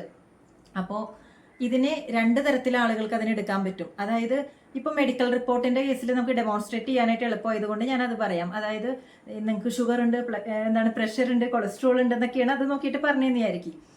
അപ്പോൾ അത് വെച്ചിട്ട് പറയണ ഡോക്ടർ ഇങ്ങനെ വരാൻ സാധ്യതയുണ്ട്, അങ്ങനെ വരാൻ സാധ്യതയുണ്ട്, ഇങ്ങനെ ഒരു അസുഖം വന്നാൽ നിങ്ങൾ മരിക്കാൻ സാധ്യതയുണ്ടെന്ന് ഇപ്പോൾ പറഞ്ഞെന്ന് വിചാരിക്കും. അപ്പം നമുക്ക് വേണമെങ്കിൽ അയ്യോ അപ്പം ഞാൻ എന്തായാലും മരിക്കും, ഞാൻ നാളെ മരിക്കും, ഞാൻ മറ്റന്ന് മരിക്കും എന്നുള്ളൊരു പേടിയിൽ മരിക്കാൻ തയ്യാറായിട്ട് നമുക്കങ്ങനെ ജീവിക്കാൻ പറ്റും. പക്ഷെ അവിടെ വേറൊരു ഓപ്ഷൻ ഉണ്ട്, അതായത് എനിക്ക് ഷുഗർ ഉണ്ട്, കൊളസ്ട്രോൾ ഉണ്ട്, മറ്റേതുണ്ട്, അപ്പോൾ ഇന്നത് വന്ന് ഞാൻ മരിക്കാൻ സാധ്യതയുണ്ട്. അപ്പോൾ ഞാൻ എന്തൊക്കെ ശ്രദ്ധിക്കണം? എൻ്റെ ഫുഡ് ഹാബിറ്റിൽ ഞാൻ മാറ്റം വരുത്തണം, എൻ്റെ ലൈഫ് സ്റ്റൈലിൽ മാറ്റം വരുത്തണം, എൻ്റെ തോട്ട്സ്, അതായത് എനിക്ക് കുറേ ചേഞ്ചസ് വരുത്തിയിട്ടുണ്ടെങ്കിൽ എൻ്റെ ഹെൽത്ത് ഇമ്പ്രൂവ് ആകും, അപ്പോൾ ഞാൻ ആരോഗ്യവാനാകും. അതായത് നമ്മളുടെ ലൈഫ് എങ്ങനെ നല്ലതാകും എന്നുള്ളൊരു കൺസെപ്റ്റിൽ ആ രീതിയിൽ ചേഞ്ചസ് വരുത്താൻ പറ്റും. അപ്പോൾ ആ ഡോക്ടർ പറഞ്ഞ പ്രഡിക്ഷനെ നമുക്ക് തെറ്റിച്ചുകൊണ്ട് നമുക്ക് നന്നായിട്ട് ജീവിക്കാൻ പറ്റും. ഇതുപോലെ ഒരു അസ്ട്രോളജറും അല്ലെങ്കിൽ നമ്മൾ ജാതകം നോക്കിയിട്ട് എന്തൊക്കെയോ എഴുതി വെച്ചേക്കുന്ന ഒരു സാധനങ്ങളും അതും ഒരു റിപ്പോർട്ടാണ്, അത് കറക്റ്റായിട്ടുള്ളൊരു റിപ്പോർട്ടാണ്. ആ രീതിയിൽ നമ്മൾ പോയാൽ ഇങ്ങനെ വരാൻ സാധ്യതയുണ്ട്. ഇപ്പം നമ്മളുടെ ലൈഫിൽ എന്തൊക്കെയോ മോശം വരാൻ സാധ്യതയുണ്ടെന്ന് കേട്ടിട്ടുണ്ടെങ്കിൽ ചിലരാണെങ്കിൽ അയ്യോ അങ്ങനെ വരുന്നു പറഞ്ഞ് പേടിച്ച് പേടിച്ച് പേടിച്ച് അവരത് അങ്ങനത്തെ രീതിയിൽ തന്നെ ആകും. അതായത് അപ്പോൾ ജാതകം അച്ചത്താണ്, അത് ബലിച്ചു, ഈ ജോത്സ്യം പറഞ്ഞാൽ അങ്ങനെയാണെന്നൊക്കെ വേണമെങ്കിൽ നമുക്ക് പറയാൻ വരും. പക്ഷെ അവിടെ വേറൊരു ഓപ്ഷൻ ഉണ്ട്, അതായത് ഇങ്ങനെ മോശമൊക്കെ സംഭവിക്കാൻ ജാതക പ്രകാരം അല്ലെങ്കിൽ ജോത്സ്യൻ പറഞ്ഞത് പ്രകാരം ഇങ്ങനെയൊക്കെ വരാൻ സാധ്യതയുള്ളത് കൊണ്ട് ഞാൻ ഇതൊക്കെ ശ്രദ്ധിക്കണം എന്ന് പറഞ്ഞിട്ട് അതിൻ്റെ ഒരു കറക്റ്റീവ് ആക്ഷൻസ് എടുത്ത് നമുക്ക് അവിടെ നമ്മളുടെ ലൈഫിൽ ചേഞ്ചസ് കൊണ്ടുവരാനായിട്ട് പറ്റും. ഇപ്പോൾ എനിക്ക് വിദ്യാവിഘ്നം പറഞ്ഞിട്ടുണ്ടായിരുന്നു. അപ്പോൾ ആ സമയത്ത് ശരിയായിരുന്നു, എനിക്ക് ഒരു 20 വയസ്സിൽ വിദ്യാവിഘ്നം അങ്ങനത്തെ എന്തോ ഒരു സാധനം ഉണ്ടായിരുന്നു ആ സമയത്ത്. അപ്പോൾ ആ സമയത്ത് ഇങ്ങനെ ഉണ്ടോ എന്ന് കണ്ടത് കൊണ്ട് നമ്മൾ എന്ത് ചെയ്തു, അതിന് വേണ്ടിയിട്ട് അപ്പോൾ നമ്മൾ ശ്രമിക്കണം, പഠിക്കണം എന്നുള്ള രീതിയിൽ നമ്മൾ ആക്ഷൻ എടുത്തതുകൊണ്ട് നമുക്കതിനെ ഓവർകം ചെയ്യാൻ പറ്റി. അതുപോലെ അതായത് എൻ്റെ വീട്ടിൽ ഞാൻ പറഞ്ഞില്ല, എൻ്റെ അച്ഛനമ്മയൊന്നും ജാതകം ഉണ്ടാക്കാൻ പോകണില്ലല്ലോ. എൻ്റെ വല്യമ്മയാണ് എനിക്ക്, ഇവർക്ക് ഇതൊന്നും വിശ്വാസമില്ലാത്തത് കൊണ്ട് എൻ്റെ വല്യമ്മയാണ് എനിക്ക് ജാതകം എഴുതിക്കലും അങ്ങനത്തെ കാര്യങ്ങളൊക്കെ ചെയ്തത്. അപ്പോൾ ആ പ്രഡിക്റ്റ് ചെയ്ത ആൾ കുറേ സാധനങ്ങൾ പറഞ്ഞിട്ടുണ്ടായിരുന്നു. പക്ഷേ ആ പ്രഡിക്റ്റ് ചെയ്ത സാധനങ്ങൾക്ക് കറക്റ്റീവായിട്ടുള്ളൊരു ആക്ഷൻസ് എടുത്ത് എനിക്ക് ലൈഫിൽ അതിൽ നിന്ന് കുറേ മാറ്റങ്ങൾ വരുത്താനായിട്ട് പറ്റി. അപ്പോൾ അവർ പറയുന്നത് ശരിയാണോ എന്ന് വെച്ചാൽ ശരിയാണ്, പക്ഷെ അതും വിശ്വസിച്ചുകൊണ്ടല്ല നമ്മൾ ജീവിക്കേണ്ടത്. അത് അങ്ങനെ വരാൻ സാധ്യതയുള്ളതുകൊണ്ട് നമ്മൾ കറക്റ്റീവായിട്ടുള്ള ആക്ഷൻസ് എടുക്കണം എന്നുള്ളതാണ് അതിൽ നിന്ന് മനസ്സിലാക്കേണ്ടത്. അല്ലാണ്ട് അത് കേട്ട് പേടിച്ച് പേടിച്ച് പേടിച്ച് നമ്മൾ ജീവിക്കരുത്. ഇനി അടുത്തൊരു ക്വസ്റ്റ്യനാണ്, നമ്മൾ ദൈവത്തിനെ കണ്ടിട്ടുണ്ടോ എന്നുള്ളത്. അപ്പോൾ എന്നോട് ദൈവത്തിനെ കണ്ടിട്ടുണ്ടോ എന്നുള്ളത് ചോദിച്ചിട്ടുണ്ടെങ്കിൽ, അതായത് ഇപ്പോൾ കൃഷ്ണൻ്റെ രൂപത്തിലുള്ളത് അല്ലെങ്കിൽ അയ്യപ്പൻ്റെ രൂപത്തിലുള്ളത് യേശുവിൻ്റെ രൂപത്തിലുള്ളതോ അങ്ങനത്തെ നമ്മൾ ആരാധിക്കുന്ന ഷേപ്പിലുള്ള ദൈവത്തിനെ ഞാൻ ഇതുവരെ കണ്ടിട്ടില്ല. പക്ഷേ ഞാൻ ദൈവത്തിനെ കണ്ടിട്ടുണ്ടോ എന്ന്, അതായത് എന്നോട് ചോദിച്ചാൽ എനിക്ക് പേഴ്സണലി പറയാനുള്ളത് ഞാൻ ദൈവത്തിനെ കണ്ടിട്ടുണ്ട് എന്നാണ് എനിക്ക് പറയാനുള്ളത്. ഞാൻ എൻ്റെ ഏറ്റവും ബെസ്റ്റ് ഫ്രണ്ട് ഉണ്ടല്ലോ, അവളിൽ ഞാൻ ദൈവത്തിനെ കണ്ടിട്ടുണ്ട്. അതുപോലെ ഞാൻ ഹസ്ബൻഡിൻ്റെ വീട്ടിൽ ഒരുപാട് സ്ട്രഗിൾ ചെയ്യുന്ന സമയത്ത് എനിക്ക് ഒരുപാട് കൺഫ്യൂഷൻസ് ഉണ്ടായിരുന്നു. അപ്പോൾ അവിടെ ചില കാര്യങ്ങളിൽ ഞാൻ ഭയങ്കര സ്റ്റക്കായിട്ട് നിൽക്കുമായിരുന്നു. ചില ഡിസിഷൻസ് എടുക്കാൻ എനിക്ക് ധൈര്യം ഉണ്ടായിരുന്നില്ല. ആ സമയത്ത് എൻ്റെ ഒരു കൂട്ടുകാരി ഉണ്ടായിരുന്നു. അതായത് ആ സമയത്ത് ഞാൻ പരിചയപ്പെടുന്ന ഒരു കൂട്ടുകാരി, ശരിക്കും അതിനൊരു ആൻസർ തരാൻ വേണ്ടിയിട്ടാണോ ഇവരെ ഞാൻ കണ്ടുമുട്ടിയതെന്ന് പോലും ഞാൻ വിചാരിക്കാറുണ്ട്. അപ്പം ഞാൻ അവരോട് പറയാറുണ്ട്, നിങ്ങളൊരു മനുഷ്യൻ്റെ ഒരു ഇതാണെന്നുണ്ടെങ്കിലും ഞാൻ നിങ്ങളിൽ ദൈവത്തിനെയാണ് കാണുന്നത്. അത് ഞാൻ ഇടയ്ക്കിടയ്ക്ക് അവളോട് പറയാറുണ്ട്. അപ്പോൾ അങ്ങനെ പറയാറുണ്ടെങ്കിലും ആ വ്യക്തി ഭയങ്കര വലിയ മനസ്സിനൊരു ഉടമയാണ്. അത് പറയും, ഒന്ന് സിമ്പിളുടെ ലൈഫിൽ സംഭവിക്കാനുള്ള കാര്യങ്ങൾ സംഭവിച്ചു, സിമ്പിൾ നല്ലോണം എഫേർട്ട് ഇട്ടത് കൊണ്ടാണെന്ന് എന്നോട്, അത് അവരുടെ വലിയ മനസ്സായതുകൊണ്ട് അവരത് പറയുന്നതാണ്. പക്ഷേ എനിക്കെപ്പോഴും ഇങ്ങനെ തോന്നാറുണ്ട്, ഇത് വല്ല ദൈവമെങ്ങാനും ആണോ എന്ന്. അതായത് ഞാൻ ദൈവത്തിനെ കണ്ടിട്ടുള്ളത് മനുഷ്യന്മാരുടെ രൂപത്തിലാണ്. അതായത് എനിക്ക് ഒരുപാട് കൺഫ്യൂഷൻസ് ഒക്കെ ഉണ്ടാവുന്ന സമയത്ത് നമുക്കൊരു ദൈവം പ്രത്യക്ഷപ്പെട്ട്, മകളെ ഇതാണ് ആൻസർ, അല്ലെങ്കിൽ നിനക്ക് വേണ്ടതെന്നാ ഇത് ഞാൻ തരാമെന്നൊക്കെ പറഞ്ഞിട്ട് എനിക്ക് അങ്ങനത്തെ ഒരു രൂപത്തിൽ ആരും വന്ന്, എനിക്ക് അങ്ങനെ അറിയില്ല, വേറെ ആർക്കെങ്കിലും അങ്ങനെ എക്സ്പീരിയൻസ് ഉണ്ടോ എന്ന് അറിയില്ല, എനിക്ക് അങ്ങനത്തെ എക്സ്പീരിയൻസ് ഇല്ല. പക്ഷേ എനിക്കിങ്ങനെ ഞാൻ ചോദിക്കുന്ന ആൻസർ, എൻ്റെ ഉള്ളിലുണ്ടാകുന്ന ക്വസ്റ്റ്യൻസ്, കൺഫ്യൂഷൻസ് ഉണ്ടല്ലോ, ഇതിൻ്റെയൊക്കെ ആൻസർ എനിക്ക് ചിലപ്പോൾ വല്ല പത്രവാർത്തയായിട്ടോ അല്ലെങ്കിൽ TV-യിൽ ഞാൻ എന്തെങ്കിലും കാണുമ്പോൾ അതിൽ നിന്നൊരു ഐഡിയ ആയിട്ടോ, നമ്മളുടെ ചുറ്റുപാടുള്ള സാഹചര്യങ്ങൾ, നമ്മളുടെ അവസരങ്ങൾ, ചില വ്യക്തികൾ, അങ്ങനെ പലരെയും അങ്ങനെയുള്ള വ്യക്തികളിൽ ഞാൻ ദൈവത്തിനെ കണ്ടിട്ടുണ്ട്. അങ്ങനെയാണ് എനിക്കത് എക്സ്പീരിയൻസ് ചെയ്തിട്ടുള്ളത്. അങ്ങനെ ആ ഒരു രീതിയിലുള്ള ദൈവവിശ്വാസിയാണ് ഞാൻ. അങ്ങനത്തെ ഒരു ദൈവവിശ്വാസിയാണ് ഞാൻ. എൻ്റെ ഉള്ളിൽ ദൈവം ഉണ്ടെന്ന് ഞാൻ വിശ്വസിക്കുന്നു. അതുപോലെ ജീവനുള്ളതും ജീവനില്ലാത്തതുമായ എല്ലാത്തിലും ദൈവം ഉണ്ടെന്ന് ഞാൻ വിശ്വസിക്കുന്നു. പിന്നെ ഈ ചില ആളുകളിൽ എനിക്ക് ഭയങ്കരമായിട്ട് അങ്ങനെ തോന്നാറുണ്ട് എൻ്റെ ലൈഫിൽ. അതായത് ഞാൻ പറയുന്നതെന്ന് വെച്ചാൽ, എൻ്റെ ഉള്ളിൽ പോസിറ്റീവും ഉണ്ട് നെഗറ്റീവും ഉണ്ട്. ചില ആളുകൾക്ക് ഞാൻ ദൈവമായിരിക്കാം, ചില ആളുകൾക്ക് ഞാൻ പിശാചായിരിക്കാം. അപ്പോൾ നമ്മളുടെ ഒരു താല്പര്യമാണ് നമ്മൾ എങ്ങനെ ആവണം എന്നുള്ളത് നമ്മളുടെ ഒരു താല്പര്യമാണ്. അപ്പോൾ ഇതാണ് എനിക്ക് എൻ്റെ ഒരു ജേണിയിൽ എനിക്ക് നിങ്ങളോട് പറയാനുള്ളത്. അതായത് ഇതൊക്കെ ഓരോരുത്തർക്കും അവരവരുടേതായ രീതിയിൽ വിശ്വസിക്കാം. ഇതൊന്നും പ്രൂവ് ചെയ്യാത്തിടത്തോളം കാലം നമുക്ക് പല രീതിയിലും, പക്ഷേ ദൈവവിശ്വാസത്തിൻ്റെ പേരിൽ കച്ചവടം നടത്തുന്ന അത്, അല്ലെങ്കിൽ മനുഷ്യ ദൈവങ്ങൾ, കുറേ വില കൂടിയ ഒരുപാട് പൂജകൾ, വഴിപാടുകൾ, അങ്ങനത്തെ സാധനങ്ങളിലൊന്നും ഞാൻ വിശ്വസിക്കുന്നില്ല. ഇനി ഈ വഴിപാടും പൂജയും അങ്ങനത്തെ സാധനങ്ങൾ ഞാൻ അങ്ങനത്തെ സാധനങ്ങൾ ചെയ്യുന്നതിനേക്കാളും പ്രിഫർ ചെയ്യുന്നത്, നമ്മുടെ ചുറ്റുപാട് ഒരുപാട് ആളുകളുണ്ട്. ഇപ്പോൾ പ്രായമായ ആളുകളുണ്ട്, കുട്ടികളുണ്ട്. അപ്പം നമ്മളെ കൊണ്ട് പറ്റുന്ന രീതിയിൽ എന്തെങ്കിലും സഹായങ്ങൾ, ആ പൈസയ്ക്ക് നമ്മൾ അങ്ങനെ എന്തെങ്കിലും സഹായങ്ങൾ നമ്മൾ ചെയ്യുക. ഇപ്പം നമ്മൾ താമസിക്കുന്ന ഇവിടെ പ്രദേശത്ത്, ഇവിടെ നാട്ടിൽ ഉത്സവമൊക്കെ വരുമ്പോൾ, അമ്പലത്തിൽ ഉത്സവമൊക്കെ വരുമ്പോൾ അവിടുന്ന് പിരിവിന് വരാറുണ്ട്, എന്തെങ്കിലും സാധനത്തിനൊക്കെ വരാറുണ്ട്. അപ്പം നമ്മൾ അയ്യോ ഞാൻ തരൂല, ഞാനിങ്ങനെ അങ്ങനെയൊന്നും പറയില്ല. അത് നമ്മളുടെ നാടിൻ്റെ ഒരു കൾച്ചറാണ്. അങ്ങനെയൊക്കെ ചോദിക്കുമ്പോൾ നമ്മളത് കൊടുക്കാറുണ്ട്. പക്ഷേ നമ്മളുടെ മനസ്സുകൊണ്ട് ഇഷ്ടം, നമുക്കിങ്ങനെ പേഴ്സണലി വഴിപാടൊന്നും ചെയ്യാതെ നമുക്ക് ഇഷ്ടമുള്ള, നമുക്ക് കണക്ട് ചെയ്യാൻ പറ്റുന്ന എന്തെങ്കിലും ഒരു ചാരിറ്റി പോലത്തെ എന്തെങ്കിലും സാധനങ്ങളുമായിട്ട് കണക്ട് ചെയ്യാനാണ് താല്പര്യമുള്ളത്. അപ്പോൾ ഞാനത് ഞാൻ അങ്ങനത്തെ ഒരു ഇതിൽ വിശ്വസിക്കാൻ കാരണം എന്ന് പറയുന്നത്, എനിക്ക് പല കൺഫ്യൂഷൻസ് ഉണ്ടാകുമ്പോഴും എനിക്ക് ഇൻറ്റ്യൂഷനായിട്ട് അതിൻ്റെ ക്ലാരിറ്റി വരാറുണ്ട്. ഞാൻ അടുത്തത് എന്ത് ചെയ്യണം, അല്ലെങ്കിൽ ഈ ഒരു ക്വസ്റ്റ്യന് എന്ത് ആൻസറാണ് വേണ്ടത്, ഈ ഒരു പ്രതിസന്ധി വരുമ്പോൾ ഞാൻ എന്താണ് ചെയ്യേണ്ടത്, അതൊക്കെ എൻ്റെ ഇൻറ്റ്യൂഷൻസ് ആയിട്ടാണ് എനിക്കിത് കിട്ടുന്നത്. അപ്പോൾ എൻ്റെ ഇൻറ്റ്യൂഷൻസ് എന്ന് പറഞ്ഞാൽ ഇത് എനിക്ക് മാത്രം കിട്ടുന്ന എന്തോ പ്രത്യേകമായിട്ടുള്ളൊരു കഴിവല്ല. ഈ ഇൻറ്റ്യൂഷൻ എന്ന് പറയുന്നത് ആർക്ക് വേണമെങ്കിലും ഡെവലപ്പ് ചെയ്തെടുക്കാവുന്നതാണ്. നമ്മൾ ഇരുമ്പ് ഉപയോഗിക്കാതിരുന്നാൽ തുരുമ്പിക്കുന്നത് പോലെ നമ്മളുടെ ഇൻറ്റ്യൂഷൻ ഉപയോഗിച്ചില്ലെങ്കിൽ അത് തുരുമ്പിച്ച് പോകും, അത്രയേ ഉള്ളൂ. അപ്പോൾ ഈ ഇൻറ്റ്യൂഷനെ ബേസ് ചെയ്തിട്ടാണ് എൻ്റെ ലൈഫ് ഇപ്പം മുന്നോട്ട് പോയിക്കൊണ്ടിരിക്കുന്നത്. ഞാൻ റിലീജിയസ് അങ്ങനത്തെ സാധനങ്ങളിൽ വിശ്വസിക്കാൻ, അതായത് അതിനെയൊക്കെ ഞാൻ റെസ്പെക്ട് ചെയ്യുന്നു. ഇപ്പോൾ ഇവിടെ പള്ളിയുടെ പിരിവ്, അല്ലെങ്കിൽ അമ്പലത്തിൻ്റെ പിരിവ്, അല്ലെങ്കിൽ അമ്പലത്തിൽ എന്തെങ്കിലും അതൊക്കെ വരുമ്പോൾ നമ്മളെല്ലാവരും സഹകരിക്കാറുണ്ട് എന്ന് വിചാരിച്ചിട്ട് നമുക്ക് ഭയങ്കരമായിട്ടൊരു ഇതോ അങ്ങനെയല്ല. നമ്മളുടെ ഒരു കൾച്ചർ, അല്ലെങ്കിൽ നമ്മളുടെ ഇവിടെ അടുത്തുള്ള കാര്യങ്ങളെയൊക്കെ നമ്മൾ റെസ്പെക്ട് ചെയ്യുന്നു, വാല്യൂ ചെയ്യുന്നു. നമുക്ക് അറിഞ്ഞുകൂടാത്ത ചില സാധനങ്ങളെയൊക്കെ നമ്മൾ ക്വസ്റ്റ്യൻ ചെയ്യേണ്ട ആവശ്യമൊന്നുമില്ല, അല്ലെങ്കിൽ ദൈവമില്ല എന്നൊക്കെ പറഞ്ഞ് അങ്ങനെയൊന്നും പറയേണ്ട ആവശ്യമില്ല. ഓരോരുത്തർക്കും ഇപ്പം എനിക്ക് ഇഷ്ടമുള്ളത് വിശ്വസിക്കാൻ പറ്റുന്നത് പോലെ മറ്റുള്ളവർക്കും അവർക്ക് അവരുടേതായ വിശ്വാസങ്ങളുണ്ട്. ഞാൻ എൻ്റെ കാര്യങ്ങളെ റെസ്പെക്ട് ചെയ്യുന്നത് പോലെ മറ്റുള്ളവർക്ക് വിശ്വസിക്കാതിരിക്കാം എല്ലാത്തിനെയും ഞാൻ റെസ്പെക്ട് ചെയ്യുന്നു. അല്ലാതെ എനിക്കിത് സത്യമായിട്ട് തോന്നി, ഇത് 100% ഓക്കെയാണെന്ന് എനിക്കറിയാം, അതുകൊണ്ട് ഞാൻ വേറൊരാളുടെ ഒന്നിനെയും ഞാൻ ക്വസ്റ്റ്യൻ ചെയ്യാനായിട്ട് ഞാൻ പോകാറില്ല. അപ്പോൾ ഇങ്ങനെയാണ് എൻ്റെ ഒരു സ്പിരിച്വൽ ജേർണി. അതിനെക്കുറിച്ച് എനിക്കറിയാവുന്ന രീതിയിൽ ആണ് ഞാൻ ഇതിനെ എക്സ്പ്ലെയിൻ ചെയ്തിട്ടുള്ളത്. ഒരു കാര്യം എന്താണെന്ന് വെച്ചിട്ടുണ്ടെങ്കിൽ, ഈ സ്പിരിച്വലായിട്ടുള്ള കാര്യങ്ങൾ നമുക്കിങ്ങനെ വർത്താനം ഇങ്ങനെ പറഞ്ഞ് മനസ്സിലാക്കാൻ പറ്റുമോ എന്നൊന്നും എനിക്കറിയാൻ പാടില്ല. ഇതൊക്കെ ഓരോരുത്തരും എക്സ്പീരിയൻസ് ചെയ്യുന്ന കാര്യങ്ങളാണ്. അല്ലാതെ ഇത് ഇങ്ങനെ പറഞ്ഞ് മനസ്സിലാക്കാൻ പറ്റൂല, നമുക്ക് ഒരാളെ നിർബന്ധിച്ച് സ്പിരിച്വലാക്കാൻ പറ്റൂല. പക്ഷേ എൻ്റെ ലൈഫ് എക്സ്പീരിയൻസ് വെച്ചിട്ട് എനിക്ക് സ്പിരിച്വലായിട്ട്, ഞാൻ ഭയങ്കര സ്പിരിച്വലാണെന്നുള്ളൊരു സാധനമല്ല പറയുന്നത്, സ്പിരിച്വലായിട്ട് ജീവിക്കാൻ ഇഷ്ടപ്പെടുന്ന ഒരു വ്യക്തി, അതിനെ ഫോളോ ചെയ്യാനും അങ്ങനെ ജീവിക്കാൻ ശ്രമിക്കുന്ന ഒരു വ്യക്തിയാണ് ഞാൻ.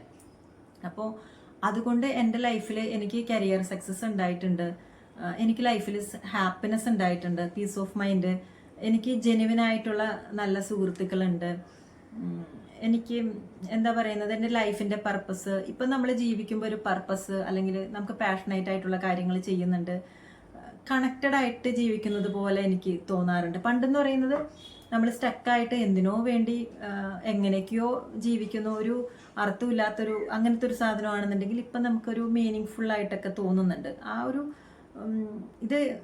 ഇതുമായിട്ട് ബന്ധമില്ലാത്ത ഒരാളാണ് ഈ വീഡിയോ കാണുന്നതെങ്കിൽ എന്ത് തേങ്ങയാണ് ഈ പറയുന്നത് എന്നുള്ളൊരു ക്വസ്റ്റ്യൻ ആയിരിക്കും വരുന്നത്. പക്ഷേ ഇതിലോട്ട് വന്നിട്ടുള്ള ഒരാൾക്ക് മാത്രമേ ഈ വീഡിയോ കണ്ടാൽ ഞാൻ പറയുന്നത് എന്താണെന്ന് പോലും മനസ്സിലാവുള്ളൂ.